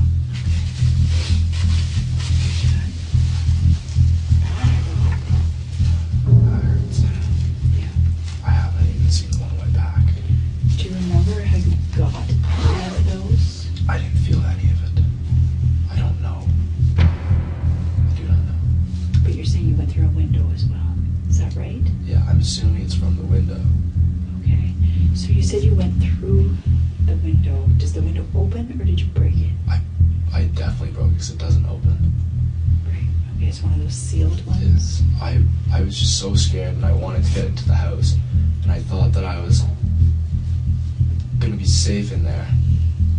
And I guess what parent's not gonna be pissed off with a kid coming through a window, right? Their kid coming through a window. Yeah. So that negative aura, I guess, coming at me, being like, whatever, kicked off the unsafe feeling in me, and all. From then on, all I see is faces. I can understand why. I mean, you probably got woken up out of a sleep, right? Probably looked pretty scary too. You what? Probably looked pretty scary if I was sober too, just waking up like that. Yeah. And he knew you very, very well, so he would know that wasn't you. He must have known something was not okay. Yeah. Oh, absolutely. Of course he would, right?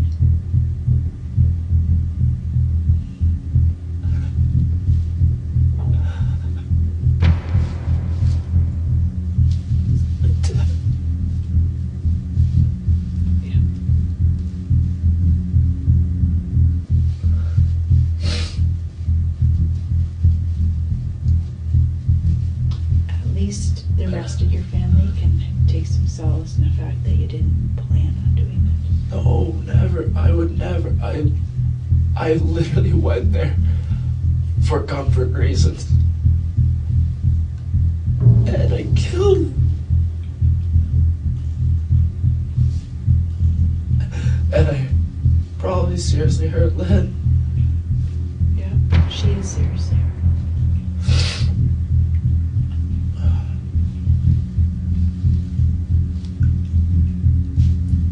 That's tough. Is there anything else you can remember? I've told you I remember. If I told you anymore, I'd be making stuff up from fragments. Right. You said something earlier about hallucinating, and this isn't like it's ever been. If I'm remembering what you said correctly. I've taken shrooms before. You have. And it has never been like this. How many times have you taken them? Like once or twice, yeah. And every other time it's been like a life-changing thing for me. Like before that I was smoking weed like every single day. When was that? Like all last year. I probably smoked weed every single day for like a year and a half, and it was seriously debilitating me. Right. And then I took shrooms. And after that, I totally saw that like I don't need to do this, and I saw it as like a life-changing, finding myself thing. And then it just turned on me this time. Right. When was the last time before this time you took them? I don't know. I don't remember the exact day. It was at school. In college? Yeah. Okay. So in the last 4 months anyway, since September. Yeah. Right. Okay. Now, I know I mentioned this early on, but you have been athletic by the sound of things your whole life. Is that right? You played rugby. Lots of concussions. Lots of concussions. Lots of concussions. Mental illnesses. Can you tell me a little bit about that? It's just chemical imbalance in my brain, causing depression. When did that all start? Probably grade 11. Grade 11 was when I had my last concussion that sent me over the edge, and I had a chemical imbalance, and I went through some serious depression, had suicidal thoughts. Well, I saw a counselor for a while. The counselor helped, but it didn't at the same time. Because counselors, if you're a smart enough person, you start saying stuff that you know they want you to hear. They want to hear. And you don't really know if you're okay after that, or if you're just putting on a face. So I don't really know if I was okay after that. But then this year I started started feeling anxiety and depression at school. But the weeks leading up to coming home, I started feeling a lot better, and I stopped smoking weed, and I did all this stuff, great things, and had a whole new drive, and then this happened. The worst possible thing happened. So you were feeling better in the last few weeks, and the weeks leading up to the 19th when you came home. Yeah, and anyone can tell you that. Anyone can see that. Would your mom and sister be able to say that? Were you excited to come home for Christmas? Yeah, I love my family. I love seeing them.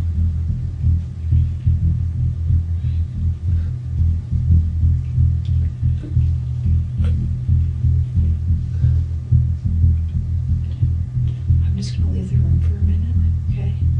And I'll be back. I'll be back in a minute. I may have some more questions, okay? A little distorted, a lot distorted. But do you remember her talking to anybody, or maybe being on the phone? Do you remember anything like that? You said that you remember her mumbling. No, all I heard was gibberish, like what I thought was like satanic mumbling or whatever. I thought what everybody was saying pretty much was just satanic mumbling. Right. And no, like I said, faces. That's all I really see, and like flashes of things. But like, I guess I don't remember anything between the attacks. I remember kitchen, faces, and then being out at the front praying. In your dad's hallway. Do you remember anybody coming to the door? No. Okay. I don't remember how I got in the police car, that's why. Right. You don't remember anything about that? About going in the police car? Okay. No. Do you remember where you left the knife? Or if there was more than one knife? I don't know. Do you remember what the knife looked like? No. I don't. Okay. No.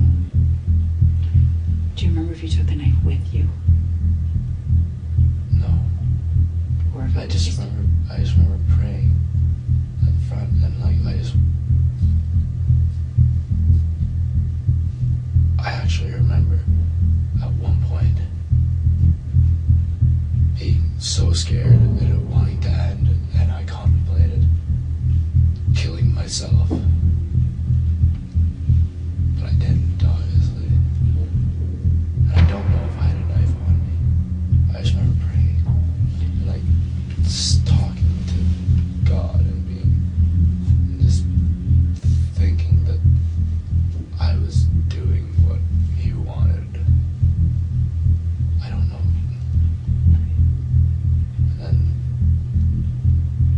And then I'm in the police car. Next thing I know, being jostled around, seeing like the flashes of lights, which I'm guessing are the police lights probably or something. And then the next time I really open my eyes, I'm here in a bright white area. Made that, and I start coming down a little bit from the trip. At what point did you realize that you'd killed your dad?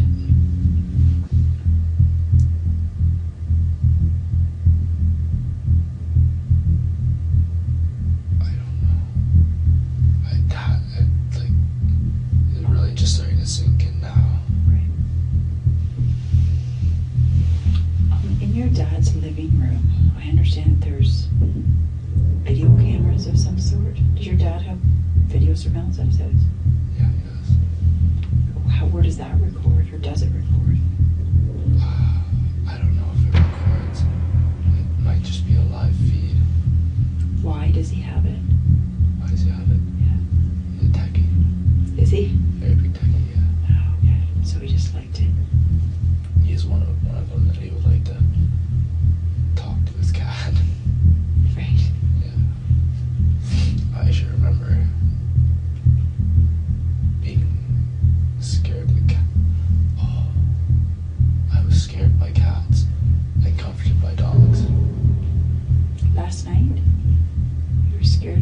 wasn't comforted by dogs. I just remember that feeling. I don't know exactly like what that means or anything. I just remember that feeling of being comforted by dogs and scared by cats. Did your dad have a cat or a dog? Yeah, he's a cat. Do you remember if you saw the cat? No. I don't know. I just remember being scared by cats, so I'm assuming I saw her at some point. Right. And you remember nothing else? I told you what I remember. Okay. Thank you for being honest with me. I mean, for what it's worth. I'm sure your dad would be happy that you told the truth. I don't care if it's more trouble or not. I did what I did, and I can't do anything about it. And whether I just don't want to. That's never should happen. That should never happen. Yeah, I agree. It shouldn't. It did. It shouldn't happen. I don't know why I all of a sudden started believing in God and being all spiritual and shit. I don't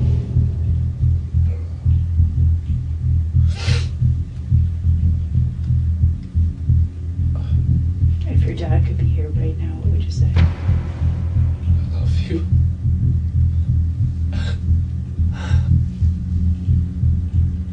I love.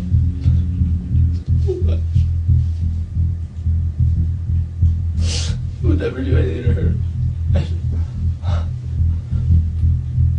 All I did was want to make him proud. Because I knew my mom was always there for me. And I knew he was always there for me. But I always just wanted to make him proud. And he was never there when I was young. And I never really had that father figure growing up. And he always just started being there when he was a senior doctor. And I just wanted to make him proud.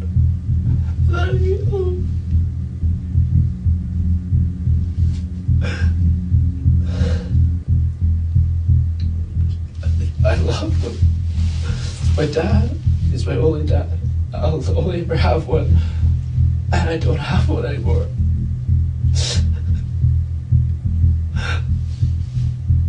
I don't have a dad anymore. It's because of me too.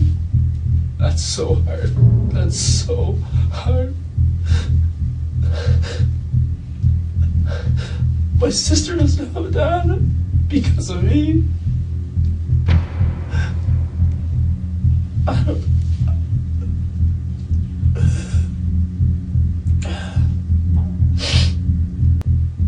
What about Lynn? What would you say to Lynn? Oh, I am so sorry. I would never do anything to her, ever. Oh, I hope she's okay. I hope so too. I hope you had the chance to say that to her. She's gonna be okay. I hope so. She's in the hospital, so she's where she needs to be, right? This is the story of Seth Welsh, who was charged in 2018 with starving his kid that sadly didn't make it. Seth Welch lived in such a dirty apartment that the police didn't believe that the starvation was an accident, which is why they had some questions for him. I'm sorry you're going through this. I told you that earlier, but how long have you and is it Tatiana, right? I can keep it. Tatiana. How long have you guys been married? I don't know how long we've been married for, like 3 years. March 2015, I think. Okay. Been together since September 2011. Okay, and are all of your children your guys' children? Okay. Why I am very anti-medical industry is because of what happened with her birth. She coughed one time, and so they said that they had to keep her under observation for 72 hours to make sure she didn't have a breathing problem.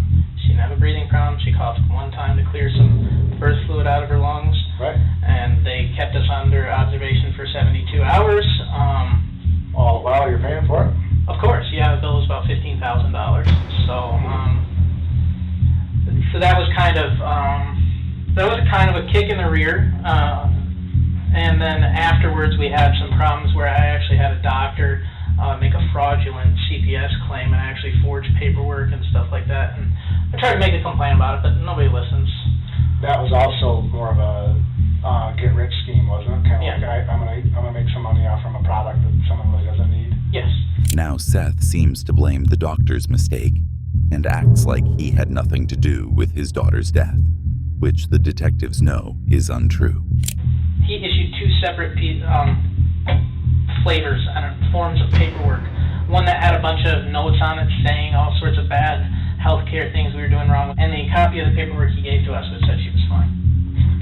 So that was about my last straw with it. Was that to do with the helmet? And is that so it all started with, if I'm right, it all started with the helmet? Yeah, pretty much. I mean, it all started with the cough, but to the helmet. I'm not a big fan of a lot of the immunization stuff, and so I kind of bulked against that, and they didn't like that either. They even got to the point where they, the first time we changed doctors, they called CPS on us just for changing doctors, because the doctor we were seeing was all the way in Byron Center. I'm done with medical stuff. We're home birthing. It's the way to go anyways, isn't it? That's what I heard. They didn't come whether you're ready or not. So there you go then. So, and that's kind of what Tatiana explained too, is that she was going through immunization, she was with, and everything was kind of okay, but there was, both of you had done some research and you weren't too keen on immunizations, and then come along the helmet. You guys wanted to get a second opinion on the helmet, so you don't need anything, and so you chose not to get a helmet, and then that's kind of when the CPS referral came along, and the failure to thrive type referral, if this is sounding correct. She was born? Yeah, she's, well, I guess I had it refreshed today. I guess from what Tatiana said, she's 14 ounces. So. Wow, what's the odds of that? Yeah, and she was even earlier too, that's why I just didn't, it never, bothered me too much that she was skinny. She came out. Yeah. Rather than addressing the mere 14 ounces that the baby weighed, Seth quickly changes the conversation to avoid getting into hot waters. She had just been up pacing around all night, and then baby started sliding out. And things are a lot easier when you do them at home, I'll tell you what. Well, yeah, you don't have to drive anywhere. Yeah. And the position they put you in the hospital is just bad medicine, just whatever. What position are you in at home? You just stand up. Do you really? Yeah, the gravity just shoots the baby right now. They don't have you up, facing upward, pushing against the gravity. It makes no sense. No, it actually would make sense if you think about it. Never seen it. So you have to just kind of be under there, like you're like the quarterback. Yeah, she got up there. She was late for the delivery. She checked over the baby, said she's healthy. Is that what she does? A midwife, they kind of tie off their tubes or whatever it is they have to do? And yes. They do the dirty work that anybody could do. It's just a lot of us aren't. A lot of us just aren't willing to do it. But yeah, really, they they mop up the blood and they go over your check sheet of check this to see if the baby's healthy. So feeding the children has never been a real part of your responsibility. A little bit. I've been feeding her dinner. I feed her tons of solid food. I feed her 3 or 4 of those Gerber cups. And she just wolfed them right down, no problem. Were you guys buying solid food or making solid food? Both. Okay. What were you making?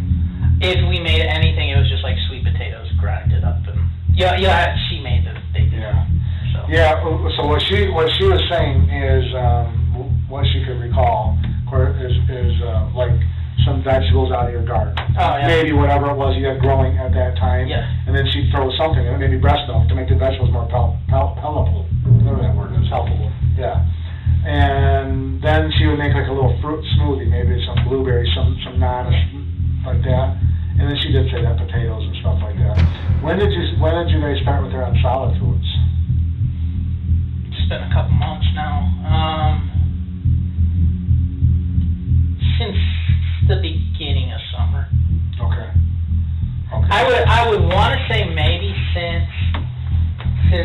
April, because that's when Tatiana started working at her job. So dinner time is 5. Yeah, it was nothing too, we're not too, you know, regulated, we're not too uptight, but, yeah, generally, you know, she'd get up, let's just say general timing, it'd be up again, you know, 4:30 to 5. You know, she'd eat 5:30, be back to bed by like 6:30. Okay. And then, she'd be back in bed at 6:30, then when was the next feeding? A lot of times I think that's probably my wife breastfeeds her at night. Oh, when she got home from work? Yeah, Okay. so I wouldn't really know about that. Because you'd usually be in bed by then? So, early mornings on the farm? Yeah, so, yeah, so my wife might breastfeed her in the middle of the night, you know, or, you know, breakfast time when she gets up again. So typically speaking, that dinner meal would be because then she would sleep till your wife got home, and so that would be the last, so you have to just feed her, really? Once. Yeah. Or if she wanted to goof off a little bit before her feedings, you might split that once up into twice. So, at what point did you guys become concerned about her weight? Okay, so it's always kind of been there. It's always been something that we've watched. However, it never, I'll say it never seemed to cause, because it never did. But I just know you guys are watching my words, so it never caused her. Let's put it this way: she never was sickly in any way, slow, lethargic. No health indicators that said anything was wrong, other than that she was skinny, which I just didn't let it get to me, because, like I said, very skinny. She started putting on weight recently. We really started you know, pounding the solid food down in the last like month or so, really making sure she gets chicken, potatoes, cheese, stuff. The detectives don't quite believe that they started feeding the baby more, since it was so skinny that it looked like she hadn't eaten anything for weeks. So when you started putting the high proteins, how recently was that? Month or two. Okay. And because that's what Tatiana said, is that probably the last month or two is when you guys actually became a little concerned about the weight. Yeah, but I kind of was like, because my mom's always been honest about it. Always. She's always on it. Get some food in this kid. Yeah, she always says, yeah, wait, you guys feeding him? Mom, go look at the garbage. I mean, there's like, I can't feed the kid enough. Right. She just. When was the last time your mom was on you about it? Last week, Sunday. Not this last Sunday, the one before that? Yes. Okay. And you were at your mom's, or she was at your place? She was at our house. And she thought that she was gaining weight? She remarked that her cheeks seemed a lot fuller. Okay. I don't remember that specifically, So a month or two ago, you two became concerned and started putting some proteins to her, some chickens and cheeses and whatever, just trying to bulk her up a little bit. And did you believe it was starting to work?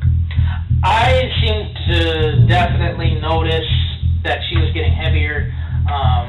Tatiana mentioned it to me. My mom mentioned it to me, so I would say yes. So Tatiana thought she was getting healthier too, and that she was getting bigger? Mm-hmm. Okay. Because she's always been growing long, she's just never put the meat, never put the meat on. Right, yeah. So Tatiana, correct me if this is wrong, Tatiana said that, and kind of what you said, but especially about the last month, you guys became concerned that you started very consistently and regularly, heartily praying over, Lord, help her gain weight. Does that sound right? I don't, she may have. I haven't really been so much, but I'm glad to hear she was. Yep.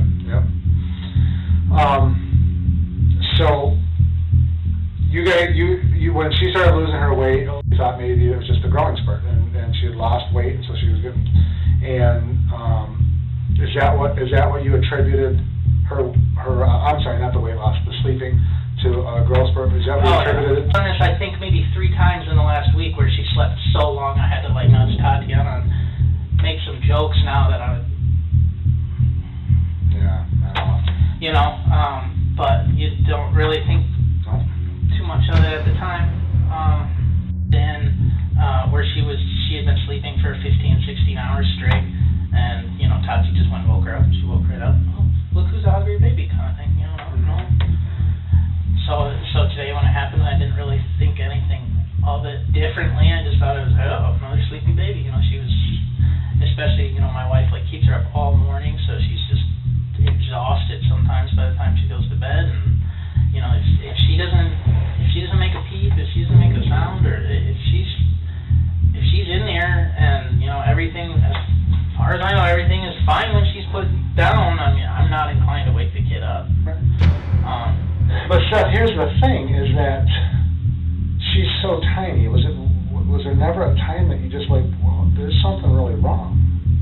There was never a time where I thought there was something really wrong. I did say to Tatiana, you know, hey, you know, with her being the age she is, let's really try to see if, like, the protein, the fat and the protein, as her digestive system is developed, let's see if that kicks things into gear, and if not, you know, let's go see a doctor.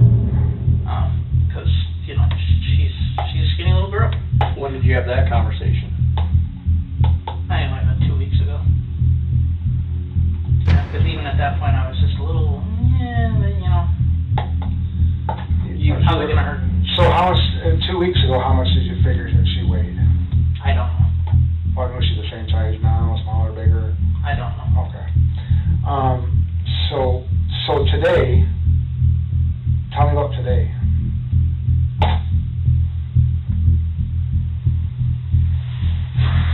I know it's tough. Yeah, you know, I just kind of like woke up like a regular day. I wasn't feeling very well last night. So I kind of, I slept in because I didn't sleep very well.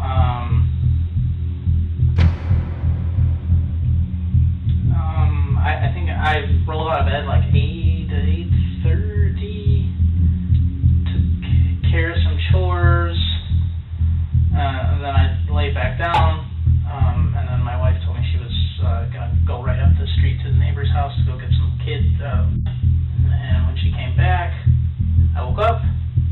So what did you do when she told you that? I split out of bed and raced to the room. So you're helpless, right? Like, what, you didn't know what to do. What am I gonna do? Yeah. I could tell she was dead from looking at her. But Tatiana couldn't. She's a mom. Right. She's so. Yeah. I'm used to dealing with a lot of dead bodies with the farm. Yeah. So I know what they look like. That was that. His child died just this morning, and it really doesn't seem to bother him much, which makes the detectives question if what he's saying is true. So what did Tatiana do? She tried to do CPR. So were you in there when she was doing, were you in the same room with her when she was trying CPR? Yeah, And then what were you doing? She's the one who knows how to do all that kind of stuff. Right. So I was looking and watching and just thinking about what to do, thinking about, you know, just trying to think about what to do next. So what did you do next? Call my dad. Okay, and then what did you tell your dad? I don't know what to do. What did he say? Well, I kind of figured I was supposed to call the police. I don't know. I don't have any experience with it now. Sure. Well, I didn't then. I do now. So I just called him and, you know, said, hey, should I call the police or what? I don't know how this works.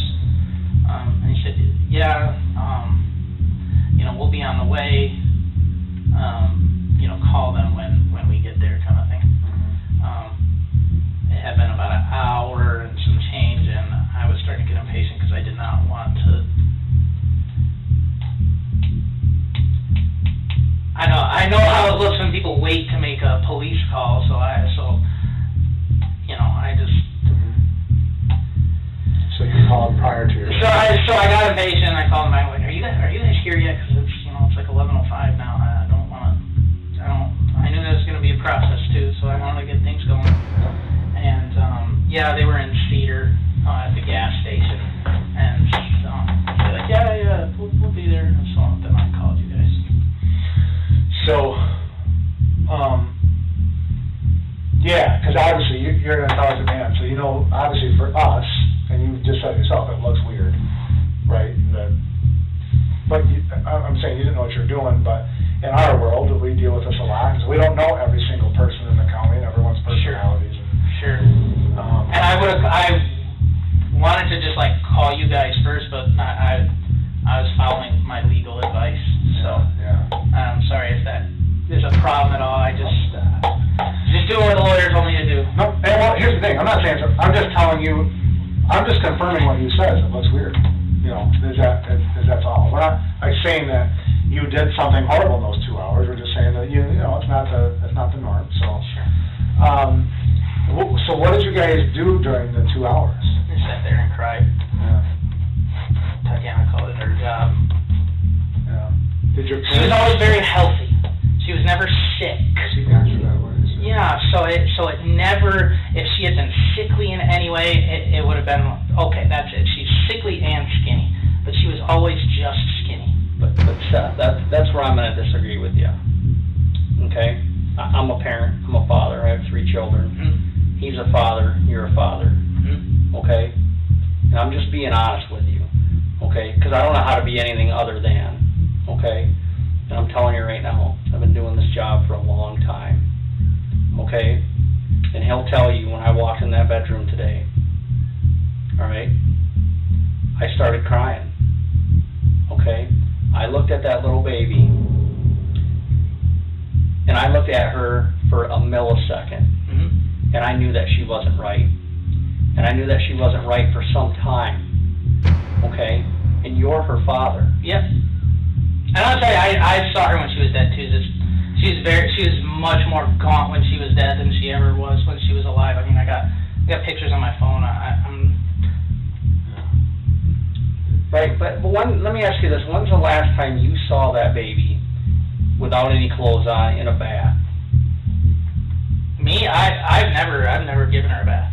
Okay, but you changed her diaper maybe a day and a half ago, correct? Mm-hmm. I mean, I'm not putting words in your mouth. You said that, correct? Mm-hmm.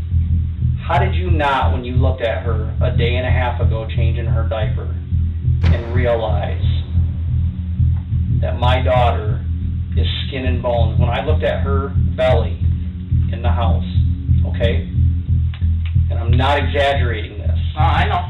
I could see the outline of her intestines through her stomach. I could see her spine completely through her back. I could see every one of her ribs through her chest. Yeah, like I said, I mean, like I said, I'm not happy about it either.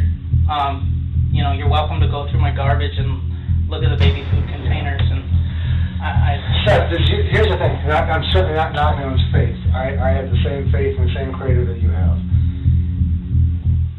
Does your faith prevent you from allowing you to use medical services? No. So you would use medical services, or you would not?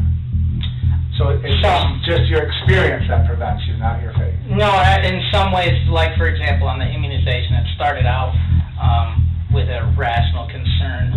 But yeah, faith-based, you'd have to strap us down to a table and put it in there. Okay. Does that apply to your children too? Yes. Okay. Would I do anything different? Oh yeah, I totally would. I would have listened to my elders. I would have taken her to go see a doctor. Because that's what your parents were telling you.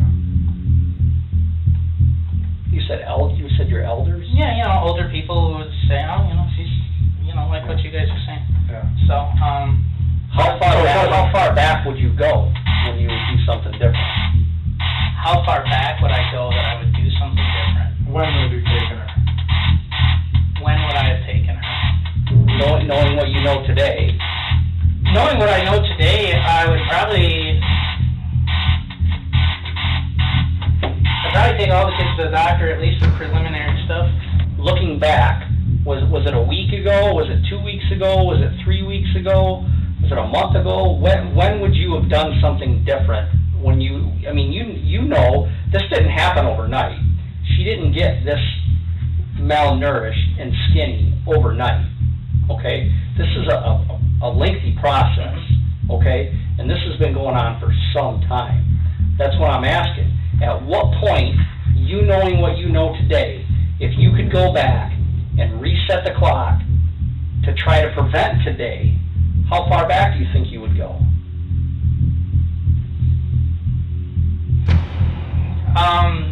I don't know, because I can't tell you. Maybe the first mention somebody had that I respected, that she was too skinny, that she was too. How long ago was that? I don't know. Like I said, she's been skinny since she was born. So how many people that you respected have told you that? My mom and my mom. How was your dad? You probably figured Dad just back in your mom's plate? Pretty much. Yeah. So, today, at what point today did you and or Tatiana think, this doesn't look good? The size of her, all of this doesn't look good. Today? Yeah. Well, we didn't, we kind of like woke up and she was dead, so. No, but I mean after that, when you were thinking that this is like, as far as it doesn't look good that we didn't get her the medical treatment or whatever, at what point today did you think that?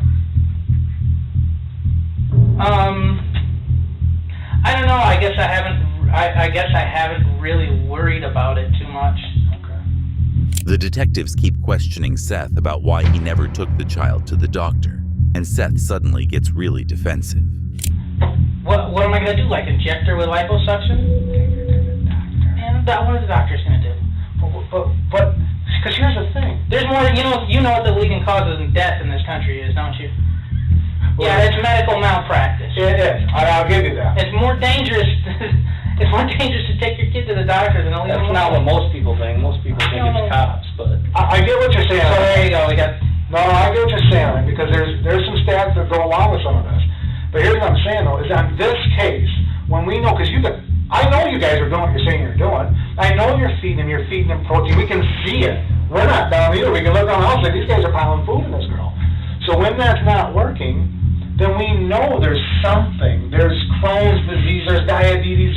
There is a disease that has to be, that's not allowing this girl to absorb the nutrients for these foods, and you know that. Yeah, you're correct. I do know that. I guess I never thought of it. Where there's no family history. Like I said, recently, regardless of what the pictures show, people who've been around her for 10 months, commented. We all noticed that she was getting bigger, so I was just like, oh, finally, okay, we're through that stage. I was worried for a little bit there, but she's putting on the weight now. She's clearly getting heavier. So I kind of thought we were through it. Let me ask you an honest answer. Do you feel responsible in any way for what happened today? I feel like that's a bit of a trap question, but no. Or do you just stay honest? Or do you think it's just God's will? Well, just because it might be God's will doesn't mean that there's not that it's not His will according to our actions, or it doesn't mean that we're not responsible in some way for what has come about. And so, I take responsibility on myself for anything that goes wrong in my life at all, even if it's totally not my fault. What could I have done? I'm sure you've had something like that in Marine Corps, where it's just like, you're not always in control of everything, but take care of what's on your end to be taken care of. Yeah. And you gotta watch your six. Yeah. So, for me, do I take some responsibility? Yeah. Oh yeah, I'll never forget it. And I know there'll be like 30 minutes. Where if Tatiana carries this baby to term and you guys let us keep it, I doubt there'll be 30 minutes where there's not somebody checking through the people with a light on in the room. How did that hole get in the door again? About 5 years ago when I styled myself a patriot and a gun nut and all that good stuff, all that cool right-wing stuff, I was working on my AK in the gas tube. I was a total idiot, and like the gas tube was stuck and I was trying to bang it in there and I went, and the hammer flew out the back of my hand right into the door. Hey, the AK don't work, get a hammer. Well, why is Tatiana saying she put the hole in the door? That's what I'm confused about. Because she went through a lot when she was a kid. Her memory can sometimes be a little about details and stuff like that. So I don't know why she'd say that. Well, we're gonna get you guys out of here in a second, but I have a difficult question to ask you, because and I'm asking this, and maybe it was asked, but I know I'm gonna be asked this question in the morning. So, have you or Tatiana or your mother and father back at the house, did anybody talk about funeral arrangements, what funeral home you would like her to go to, or? Yeah, we've kind of touch and go dealt with it. something you guys have to start thinking about. Yeah, I take it I can't just like bury her under an apple tree or something like that. No. You have to ask. We don't know all the rules of burying and stuff. I don't know. Maybe you can get a permit to do something like that. Yeah, or you gotta Google it maybe. Yeah, I have no idea. But you can't just bury her under without getting some kind of process, as far as we know. So. Yeah, my mom said she knows people, so she'd do anything.